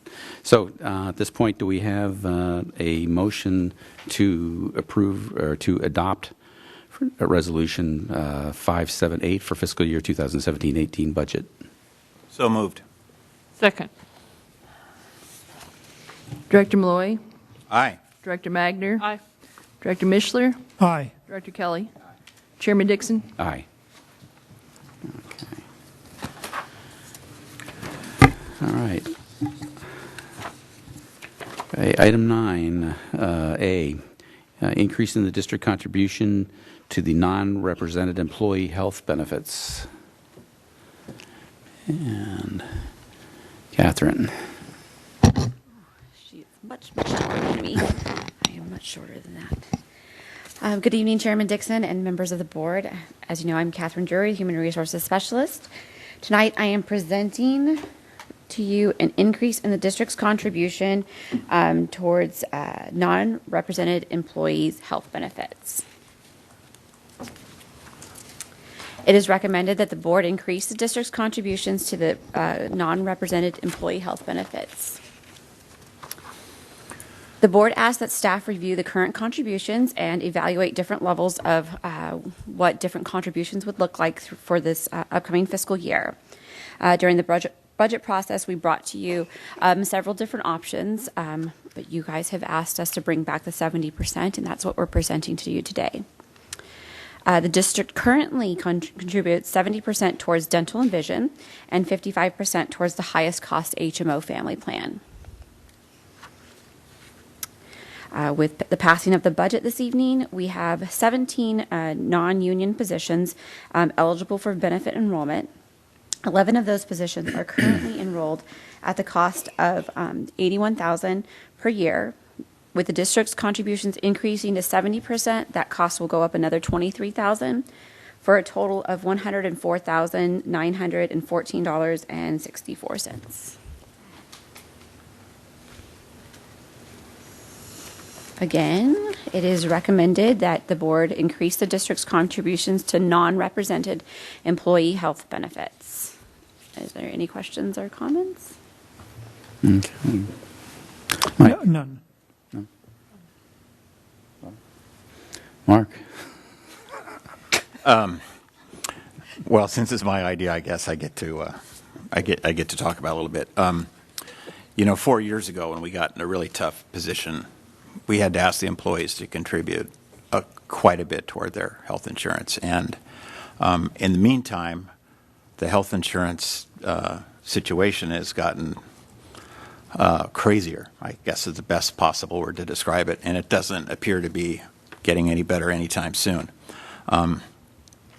In our projections for the employee increase in compensation, we gave them a 1% cost of living increase, which is actually a little less than the actual cost of living. And so I sort of looked at what would be the best way to give the employees more. And I'm sure I feel like everyone else in this room, my favorite kind of more money is tax-free more money. So the way the system works in the United States is employers can give health insurance benefits to their employees, and they don't have to pay taxes on that as income. So in addition, in our case, where all our employees are involved in retirement programs, where we have to make contributions, dollar for dollar contributions toward their increased pay to their CalPERS and to their Social Security and Medicare benefits, there's added cost to us. So the best cluck for the buck for us and for our employees is to pick up a larger share of the health insurance. And in settling at 70%, we have picked a number where I believe that we all feel comfortable that no one's going to sign up for insurance they don't need, but everybody will sign up for insurance they do need because the cost is very reasonable. And as a part of being involved in CalPERS, our employees have a series of different health insurance options with a wide range of coverages. And it's one of the benefits of being involved in that large statewide organization. So they do have a lot of options, and we go up to the highest HMO plan, although people can pick PPO plans if they want more, depending on what their needs are. But this is essentially a way to help get some of that back and say thank you to our employees for sticking with us over tough times. So that's kind of where I thought it was, and all the board feels pretty much the same way, and I'm glad to hear that the actual cost of it is reasonable and well within our financial means. So that's why we did it, and I look forward to seeing those payroll deductions out of our staff go down after this motion's approved. Thank you. Okay, so do we have a motion then to increase the district's contribution for non-represented employees' health benefits to 70%? So moved. Second. Director Malloy. Aye. Director Magner. Aye. Director Mishler. Aye. Director Kelly. Aye. Chairman Dixon. Aye. Okay. Item B, consideration and approval of the position, new position allocation for fiscal year 2017 and 18.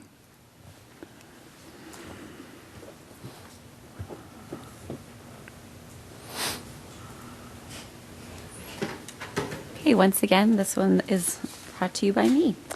I am presenting you with the 2017-18 position allocation report. Every time we add or delete a full-time or part-time year-round positions from our budget, we present to you a new position allocation report. And it's recommended that the board consider and approve the updated position allocation report for fiscal year 2017-18. As you can see, since we have officially been tracking the positions, the district has been slowly growing. This year, we're asking to add one position to each department. Those positions are the park supervisor, a part-time year-round administrative analyst, and a part-time year-round program specialist. These three positions were accounted for in the 17-18 budget that just passed this evening. Again, this is just to show you where those positions are and what we currently have on staff. We're adding the position of part-time year-round administrative analyst for administration. And the Recreation Department is going to be adding a part-time year-round program specialist. And Parks will be adding an additional park supervisor. Since the budget was passed, this amount that it's going to cost us, the fiscal impact of $65,037.22 was accounted for in the budget. This is the extra amount that's due that we're coming out of our part-time budget that is going into this full-time budget. Once more, we are recommending that the board approve the updated position allocation report or position allocation for fiscal year 2017-18. Any questions or comments? Mike, again. Yeah, if you can go back a slide when you talk about the parks numbers. Mm-hmm. If I remember correctly, you talked about the park supervisor, but wasn't there going to be we're going to be dropping another? It's a transfer. You're not actually. The head count's not actually increasing. But we're just doing it. Well, the way you presented it, it sounds like we're adding a head count, but we're not actually. We're just doing a transfer internal to within the parks, correct? We are not taking away the number of positions that we had in the previous year. That number is actually staying the same. We're just not right. filling that position. So the people who are in those positions, that doesn't really increase. No. I know, but your presentation was for someone who didn't have some more background information. It'd be a little bit confusing. Thank you. Bob? Mark? Okay. Then do we have a motion to approve the... So made. Okay. I'll second. Do we have to have a little more formal reading of the approval, of the consideration and approval of position allocations for 2017? Director Mishler. Aye. Director Magner. Aye. Director Malloy. Aye. Director Kelly. Aye. Chairman Dixon. Aye. Okay. Consideration and approval of the bid award for parking lot resurfacing at Bob Kildee Park to United Paving Company. Is that you, Bob? Good evening, Chairman Dixon, members of the board. Tonight I'm coming at you to approve our Bob Kildee parking lot renovation. So the bids come in at low is 166, 295. This was identified in 2013-18 long-range capital plan. The funding was identified for it in 2016-17. In September of 2016, we solicited bids and had 5 companies come out and only received 1 bid. We didn't think it was fair to the district that we only had 1 bid, so we had a special board meeting and asked you guys to reject it.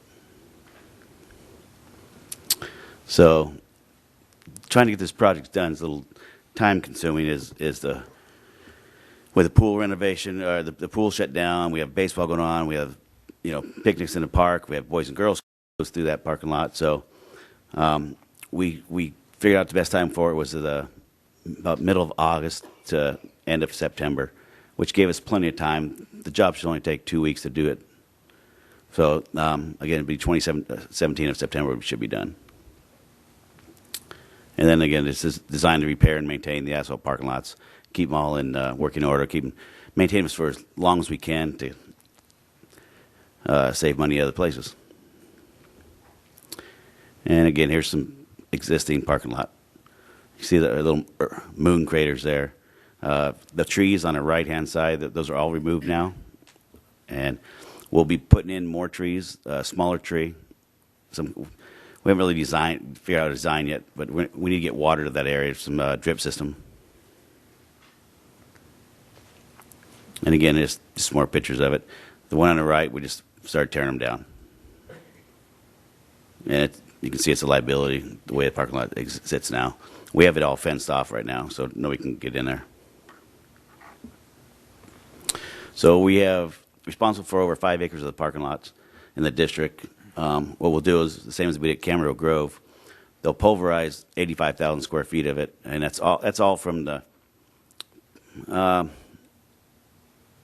Monterey Pines back toward baseball. All that will be torn up, and they'll remove what they need to get the exact same drainage that sits there now. We'll put in 300 square feet of asphalt berms, which basically in front of the pool and along the baseball side. We'll reuse the pulverized asphalt what we can and compact it to 93% or greater. They'll come back and use a hot asphalt mix, 3 inches compacted, and then we'll come in and slurry 42,000 square feet roughly, where the boys club sits. That area we'll do that to make it all consistent with the way it looks. We'll do all the walkways under the bleachers, and we'll get a fog seal. And then they'll restripe to match existing striping patterns.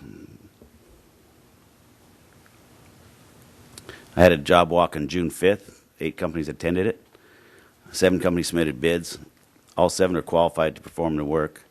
The initial cost for this parking lot was $150,000, so we exceeded it by $16,295.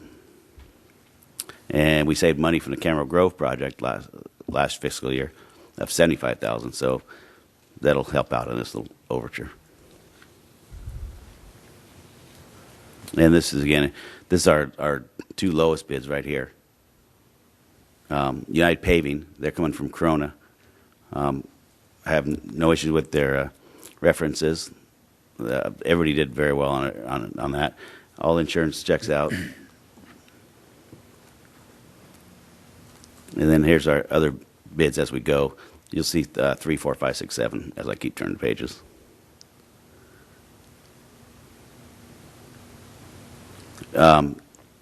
J&H was our one who did Cam Grove project last year, or this year, excuse me. And then you can see our top bid was $295, so quite a bit difference there. So it's recommended that the board approve this contract for the Bob Kildee parking lot to United Paving, the amount of $166,295. Any questions? Questions? No. Elaine? No. Okay. Do we have a motion to approve awarding the bid to United Paving for the resurfacing of Bob Kildee parking lot? So made. I'll second. Director Mishler? Aye. Director Magner? Director Kelly? Director Malloy? Aye. Chairman Dixon? Aye. Okay. Comparison of the California Association and Parks Recreation Indemnity, Capri General Liability Insurance, and Workers' Compensation versus the Special District Management Authority General Liability and Workers' Compensation.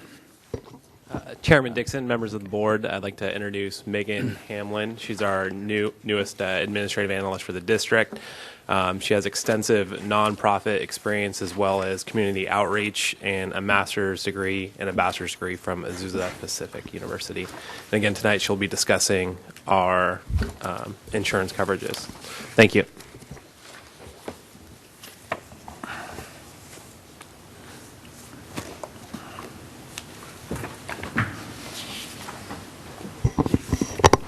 Good evening, Chairman Dixon and members of the board. Like he said, my name is Megan Hamlin, and I am new to the Parks and Rec, and I am an administrative service worker. I'm still trying to figure out my title. So tonight I'm going to be sharing with you the comparisons of insurance, general liability, and workman's compensation.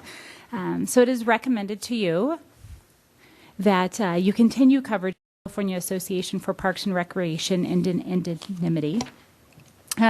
So currently the district is with coverage under Capri, and we have services of risk management with workman's compensation, general liability, and property management. We have been a part of Capri for 31 years. We started back April 1st in 1986.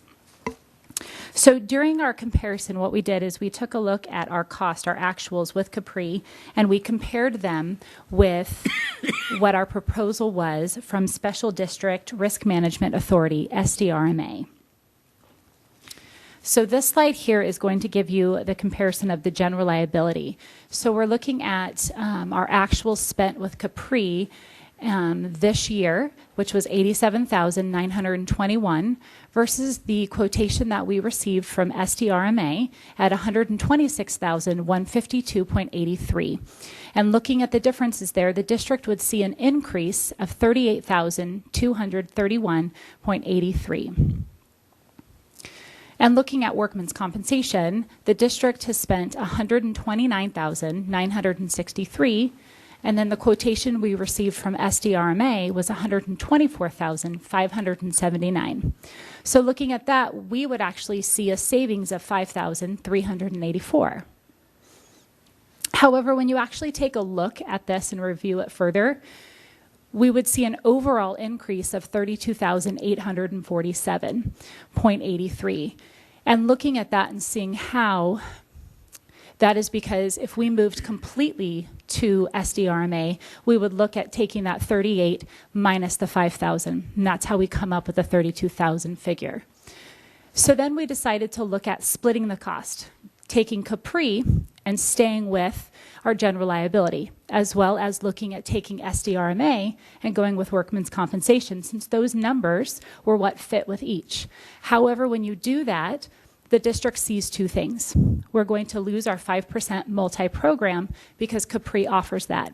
As well as with the proposal that we received, we were also getting that 5% multi-program. So when we did that, our overall cost increase would be $7,152.59. So this next slide shows you in the numbers themselves. The top row is our current actuals with Capri, across the board general liability, workman's comp, with this year's actuals of $217,884. The next line down is the quotation that we received from SDRMA. And again, theirs was $126,152.83.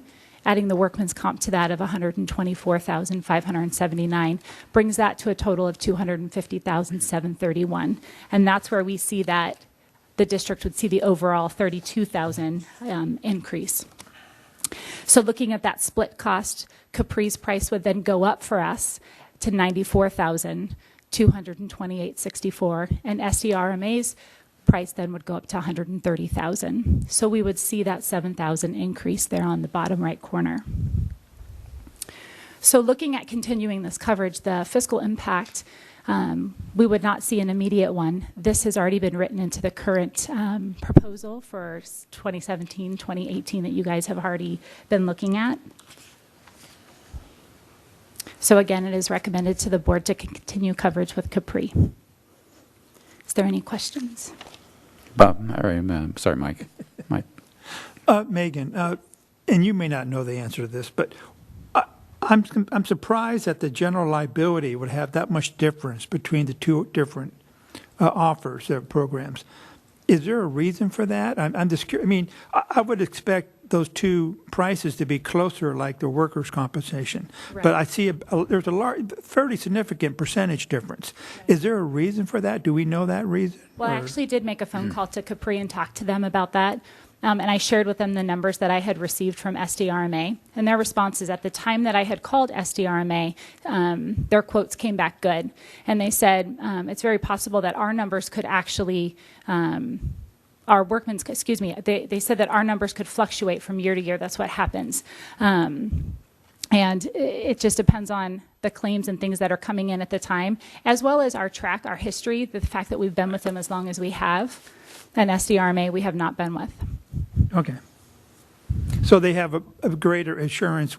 They know us or understand us in terms of, from an insurance standpoint, of course, they understand what our general history has been, and they're comfortable with that. Thank you. Mark? My only comment would be I'd like to thank Mary for bothering to do this. I mean, it's easy when you've done the same thing for 31 years to just say, oh, this is what we do, and not bother looking. But this is a really significant amount of spending. And I know our Capri tends to go up and down, again, based on our experience. And we generally have a good experience here because we don't have a lot of accidents. We don't have a lot of claims.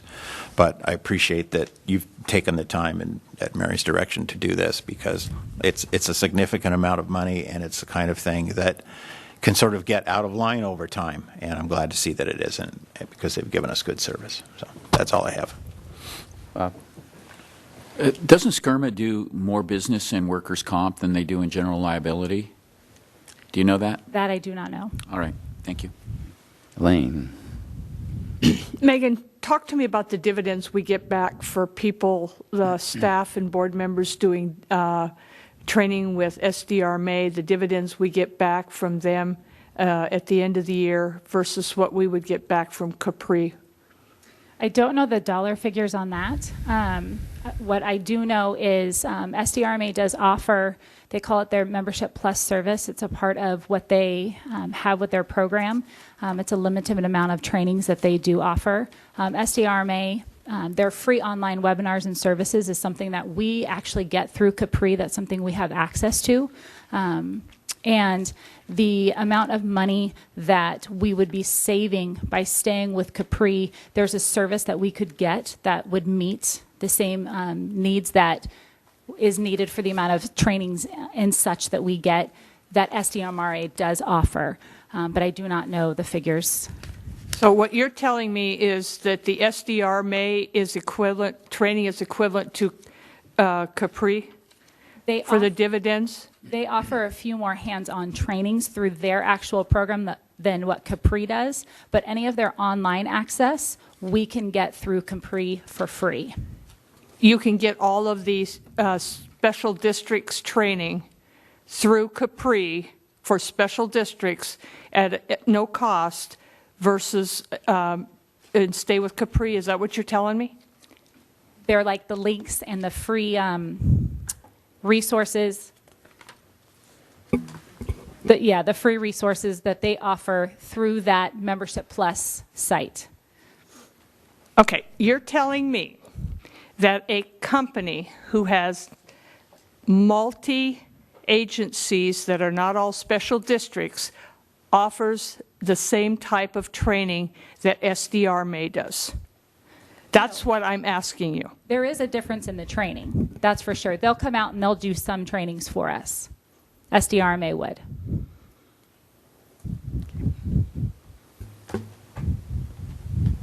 Mary, you look like you have a comment here? Yeah. So make sure I'm understanding board member Magner's question is that both organizations do trainings. And if I'm trying to make sure I'm understanding your question, what you're asking is, do they do the exact same trainings or do more for the dividends or the money that we get back? Is where you're going. So I know last year with Capri, we received about $11,000 back in dividends from the trainings and such. With Capri, I don't know that, or not Capri, with SDRMA, I don't know that we know what those exact numbers would be. I think what we're trying to do is trying to figure out how to bridge the gap. So SDMRA does offer different trainings, and I think one of the things we've looked at is if there's an amount that we could pay to get some of those trainings. I think, Megan, you said there was about a $400 cost that we could get some of those trainings? Yes. Actually, it's equivalent to what SDRMA does through National Seminars Training, and it's a professional membership for $400 a year. So there's some different, but yes, as far as the amount that we would get back, I don't know that we would know that until we actually joined of what that looks like for dividends back. And actually this past year has said not to budget those because part of the dividends we get back is also dependent on where all the various groups and where the insurance rates and all those things end up. So. Also, now, if I can be clear on that subject, is it my understanding that if we do certain safety training courses and that sort of thing, that we get a reimbursement, a reduction a year on dividend based on the numbers of those courses that are completed or the number of hours of training that are done. Yes. And those numbers are unknown, or are they calculated into these numbers that we've seen today, or no, they're not calculated into those numbers. So even though the initial premium for SCRMA may look higher, is the dividend significant enough that it would make up that difference? Well, and I think that's the unknown part, because last year, the last couple of years for Capri, we've gotten back, Leo, correct me if I'm wrong, but around anywhere from 11 to about 15,000. So I think that's the hard part, is you don't know what they're going to give you back. So we know what Capri in the last couple of years. What we don't know is what SDMRA exactly would be. So that's the challenge with it. I think the biggest thing that we kind of looked at when we took this was that no matter which program we go with, we're going to see a reduction because you have a 5% in there. So when you split costs, I think that's part of the challenge with both of these when you just look at them straight across the board. Is the dividend return on the workers' comp or on the liability or on both? Is it? Leo, we may have to get back with you on that specific one, but. When I spoke with them as far as why there was such a variance in the last 3 years that I've been here, they said it's dependent upon the claims. This is Capri.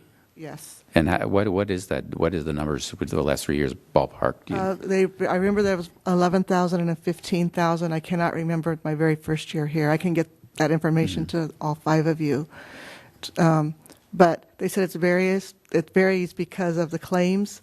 If we have a high, workers' comp claim, then our rebate goes, or our refund goes down. For example, when we had the vandalism with the trees, that affected our refund as well. But I can get you what we've received over the last 3 years and get that information to you in the next couple of days if you would like.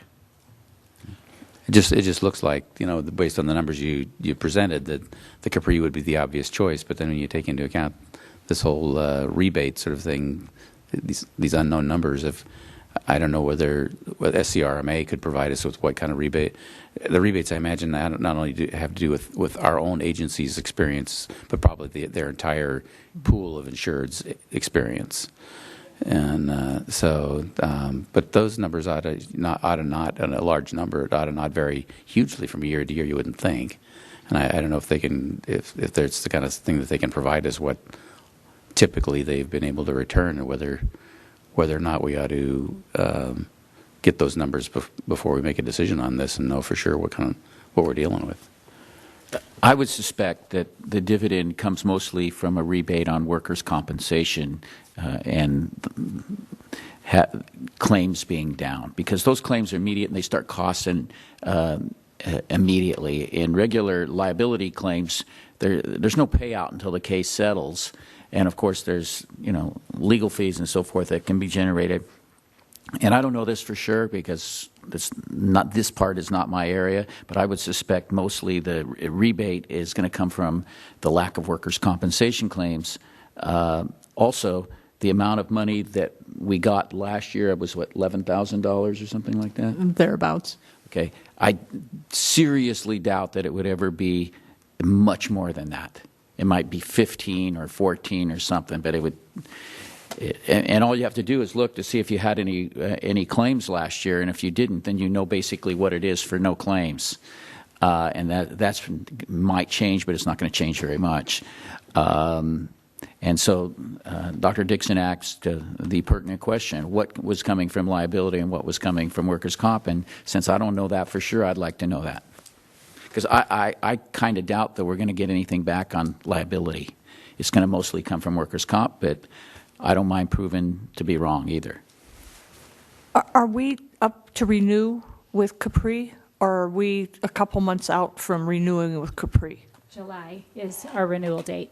And the information for presenting, we have a 3-month process to be able to submit if we're going to be leaving to go somewhere else. We have to submit within 90 days of our last day.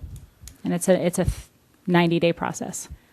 Well, I would like to suggest, since I brought it up over a year ago about us looking at this, I would like to propose that we go ahead with it this year, but we need to get more information so that we can meet that 90-day if we choose to do that. So I'd like to say I would be in favor of us going ahead and approving it for this year, but come November, December, I want to see it back on the agenda. I want us to be on top of it so that we can see where we're headed with this, because I just feel that we need to take a better look at this, because it's a lot of money that we're spending, and I think we need to have the best insurance that we can, and saving $200 is not going to do it for us. We have to have the best insurance. And I don't know, I'm like Dr. Dixon, I don't know where we're at with the refunds and things, and I'm not sure that needs to come into play, but it could, so. Okay. Then are we going to make a motion to, let's see, I guess it would be to approve Capri. Are we making a motion on this? Are we going to approve Capri, or is this just a direction? Yeah. We're making a motion to approve Capri then as to renew our policy with Capri. You don't have to. We can stay with Capri. I think it was more informational, and so if there was direction, then we could bring back more. And we can still bring back more information. So if we were looking, just to make sure that I have kind of the points that we'll come back with, is that when we're looking at it, it sounds like not only are we looking at general liability and workers' comp, we're trying to figure out what those refunds and if there would be rebates and whether they're based on the workers' comp or on the general liability side. Is kind of what is, if I'm hearing correctly, of what we're looking at. Is that when we're trying to assess that? Okay. Okay.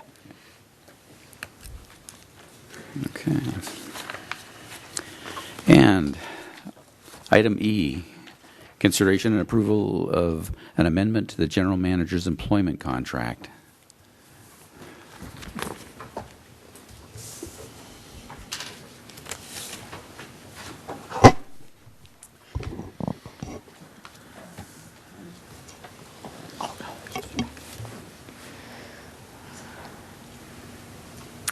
Good evening again, Chairman Dixon and members of the board.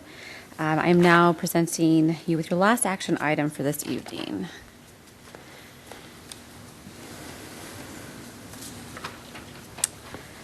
This is the amended contract for Mary Otten, our general manager. It's recommended that the board review and approve the amended employment agreement between the district and Mary Otten to serve as the district's general manager, along with a 3% merit increase and a 3% biweekly contribution towards deferred compensation. As you know, Mary was hired in August of 2014. Her last performance review was done in early 2016 with a effective date of August of 2015. So it's been a little over 2 years since she's had her last merit increase, or just at 2 years. This year, the board met with Mary to establish goals and discuss her performance. That was done in April, and the committee, the personnel committee, also met with Mary.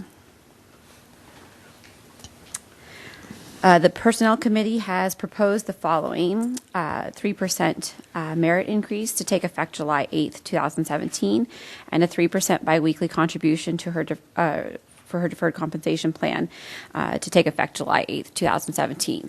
That's the beginning of a pay period. That's why that's the date that we're using. The total cost of this merit increase and contribution would be $8,572 for the fiscal year 17-18, and that was taken into effect in the budget that you passed this evening. Again, it is recommended that the board review and approve the amended employment agreement between the district and Mary Otten to serve as the district's general manager, along with a 3% merit increase and a 3% biweekly contribution towards her deferred compensation. Is there any questions or comments? Okay. Maybe we'll start with Elaine. Well, I just going to say, since I'm part of the Personnel Committee, I met with Mary on several occasions. Also, I think what we need to remember is that we've done no increase in her salary for close to 23 months. And I think that the 3% merit increase and the 3% biweekly contribution to her deferred compensation is deserved at this time. So, Mike? No questions. Mark? She's cheap at 3 times the price. Mary's a special leader, and we're blessed to have her, and we appreciate everything she does for everybody here. And I'm really glad that you're signing up for some more. Thank you. And I'd say probably the most important thing to point out, too, for the public's consumption, is that this is not a 3% annual increase. This is over a 2-year period of time. So it's very reasonable, and Mary's been very reasonable in terms of her dealings with us. So on that, do we have a motion to approve the amended general manager's employment contract? I'll make a motion to approve the amended employment agreement between the district and Mary Otten to serve as the district's general manager, along with a 3% merit increase and a 3% biweekly contribution toward the deferred compensation. Second. Director Magner? Aye. Director Malloy? Aye. Director Mishler? Aye. Director Kelly? Chairman Dixon? Aye. Okay. So that concludes our action items. We'll move on to 10 informational items and chairman's report. The only thing I would comment on is that this meeting, probably more than any meeting that I can think of in the last couple of years, has had a number of issues where we have voted to increase our costs on various things. In the last 5 years that I've been here, it's been a constant battle of the budget to bring things into line, and there's been a lot of sacrifices made on the part of our employees, and I think because of good management, good job by our employees in dealing with the budget, our finance committee has done a really superb job. and our budget has come in line, and all of these things we voted on today are not additive to the budget that we voted on in the very beginning. We're already in the budget, so they're not any new additional costs, and our budget is already very conservative. So I feel this is a board of extremely financially conservative people. I don't think there's anyone up here that wants to waste the taxpayers' dollars at all, and so I feel very comfortable with all of the things we voted on today. So. Ventura County Special Districts Association and CSDA. Nothing? No meeting. The next one's coming up will be August 1st. Okay. Our next meeting, if I remember correctly. I think it is. Okay. Where at? It's going to be in Thousand Oaks, Canale Recon Park headquarters. I know nothing about it. So. And Santa Monica Mountains Conservancy. Yes, I attended the June 26th meeting last week, Monday. The one item I want to talk about briefly, they had regular business type stuff, but there was one very interesting item, and it made some of the local newspapers and stuff.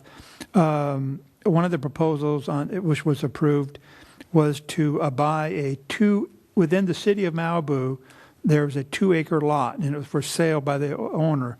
It was undeveloped, and it lies on a creek, and the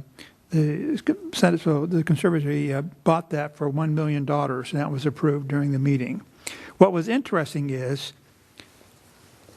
every single person in that neighborhood about every person in that neighborhood showed up at our meeting, and for over an hour they were speaking to us. And usually almost everybody's in favor of buying these keeping things and making them open space. Every single person there that night was against this. They didn't want that to be bought and saved as open space. They wanted it to actually be developed, so someone to actually build a house on there. And this may sound a little strange, and that's the reason I'm bringing it up. Until you realize this is the same group that has sued us, the organization, and the developer, if you go back in history, when this subdivision was being developed, the developer granted public access to the further open space further up the mountainside. These homeowners say that's illegal and that's not correct. And so they have hired their own private security guard and blocked off the street. And if anybody tries to go up that street, the security guard calls the City of Malibu Police Department, and they come out and arrest you and all that type of stuff. And we've actually had staff members arrested trying to go up that street. And so there's a big lawsuit going on right now that's going to be going to a court case here next year. But one of the reasons they didn't want us to buy that lot, if we buy a lot in that homeowners association, then they can't deny anybody from our staff or public access up that road because we can invite guests to go up that road. So it's kind of interesting why they're doing all this. But anyway, they just basically they came in for an hour. They were talking how great it was for them to use the hiking trail and the creek, and they thought it was real nice and everything. They just don't want anybody else up there. It was very interesting because they oh, this is a great area, beautiful. They like to go hiking all the time. They just don't want anybody else coming in to hike up there. So it was kind of interesting. That was our argument, basically. That's all. All right, standing committees, personnel, anything more? We didn't have any meeting. And finance? Finance, as I mentioned before, we're comfortably under on spending and expenses. We're over $3.5 million ahead of our bank balance a year ago, and we're soon to complete the year budget. And now that Leo's got the budget behind her, she can work on the audit of this year's financials. So we're in great shape. And liaison? Okay.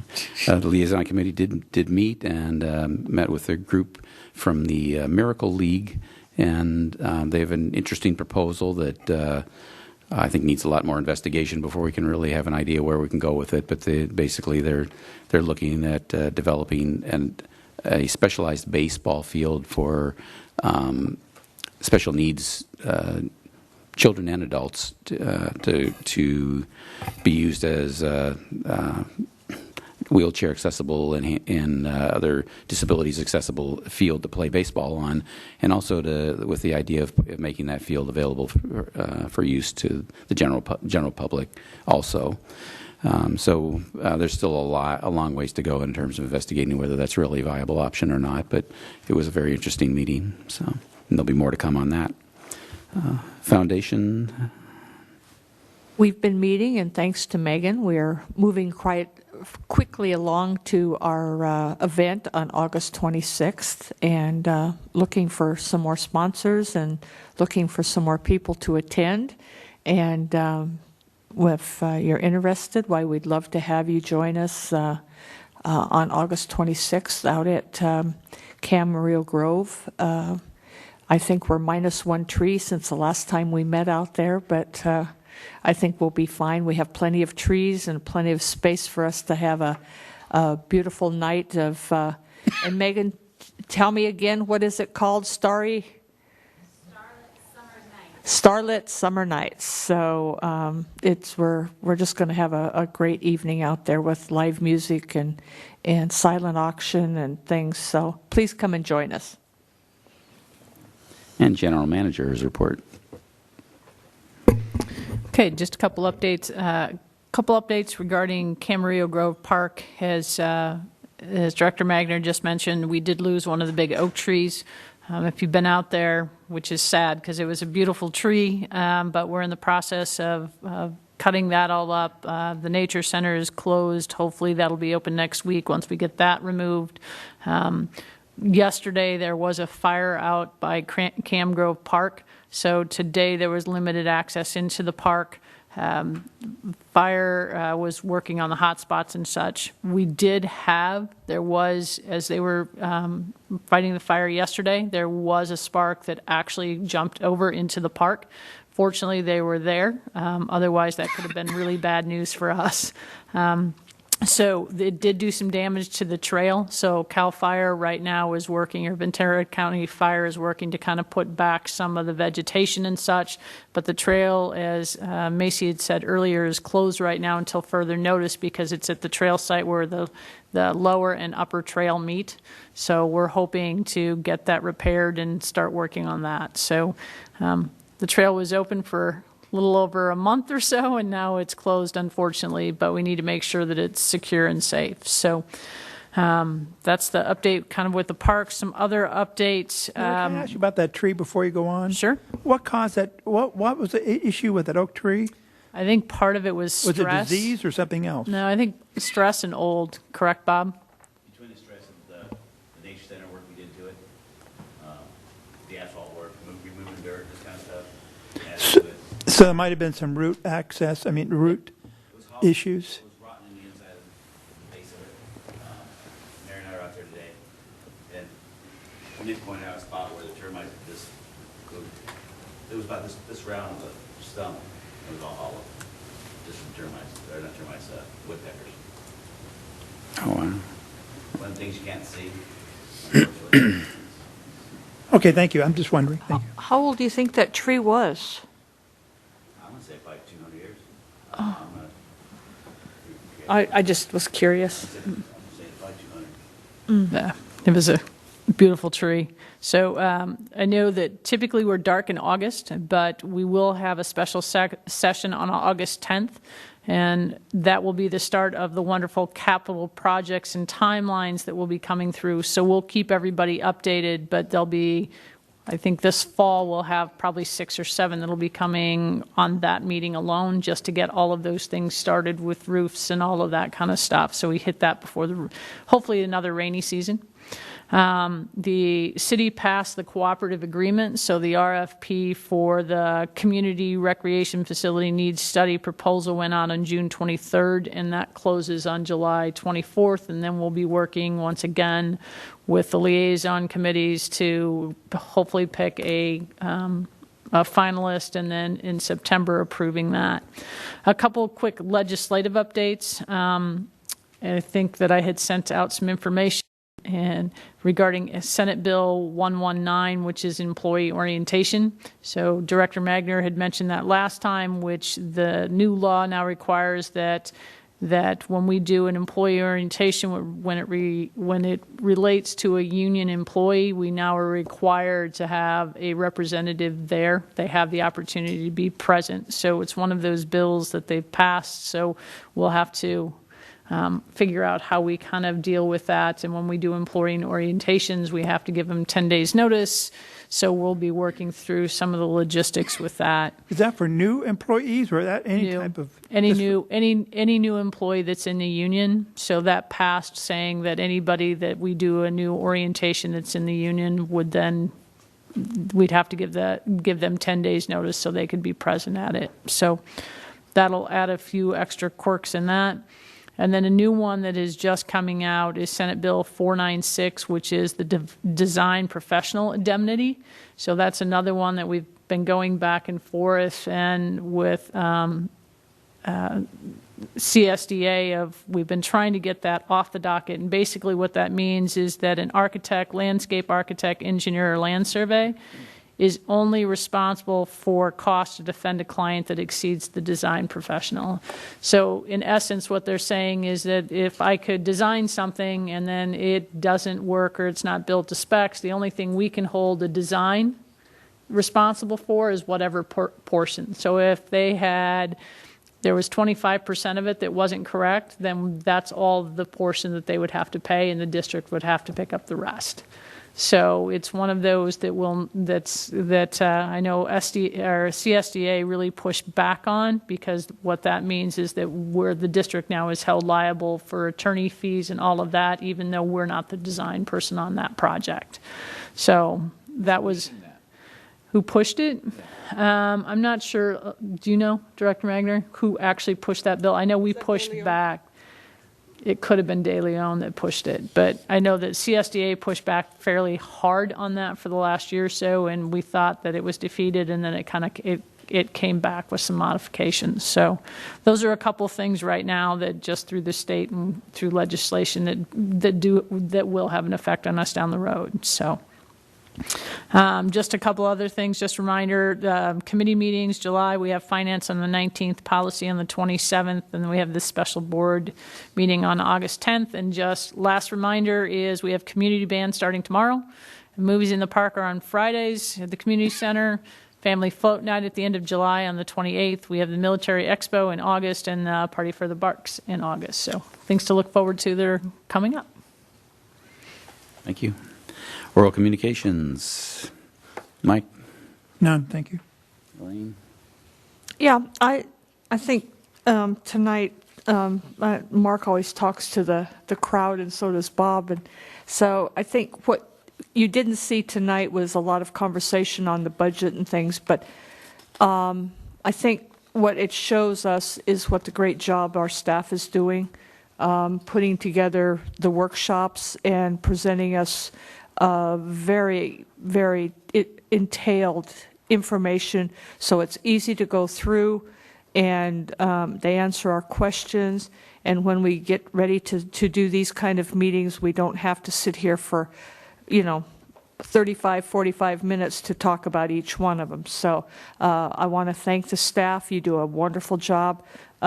We always look forward to getting through this process and things. So once again, thank you, and thanks to Catherine and Megan for putting on their presentations tonight. It's always difficult when you get up in front of the person who is going to pick it apart. So I thank both of you for being patient. So thanks again. Yeah, I agree with my fellow board member that the staff here, especially in the last, I've noticed it, and it was probably existed before, but I really appreciated it in the last 4 or 5 years, that we're so well prepared when we come up here. A lot of times there isn't a lot of discussion because we've been at meetings. We have lots of meetings that the general public may not know about. They may in some cases believe we just come here once a month and that's it, but that's really not the case. We have special board meetings where all of us are there, and we have committee meetings and all kinds of things. And so sometimes on the most important items like the budget, we've met many, many times before we ever even got here. And so all the questions have pretty much been hashed out beforehand. So we wouldn't want the general public to think that we're just on something like the budget with just a minimal amount of discussion, and that's been made clear by all the directors here. But I'm just throwing in my 2 cents. There was one other thing that I was going to say, and now I've forgotten it. So can I reserve, just in case I remember it, when everyone else is done? Okay. Mark. Is that a senior moment asterisk? Is that what you're okay. Absolutely. I just wanted to mention one thing. I was watching the city council meeting on TV, and they were considering doing the needs assessment with us. And a couple of the council persons were having questions that their staff was sort of struggling to answer. And I sent Mary a text and said, "Are you in the audience?" And her phone had died, so she didn't get my text. But fortunately, she was watching television. She hopped in her car. She came down here. She answered the questions of the council, and to their satisfaction, and we were able to move the thing forward. And I just wanted to thank you for going the extra mile. And you never stop for us. Thank you. That's all I have. Okay. And I don't have any additional comments, so Bob, you're here. Yes, I just wanted to comment. A couple of other board members mentioned this. A few years ago, we were in a situation where we had to do some fairly serious cuts, and at that time, there was a lot of discussion. Some of us took a lot of heat. I know I personally talked to numerous staff regarding this issue, and that concerns the board's decision to increase the participation rate of the employees in their own medical insurance and other benefits.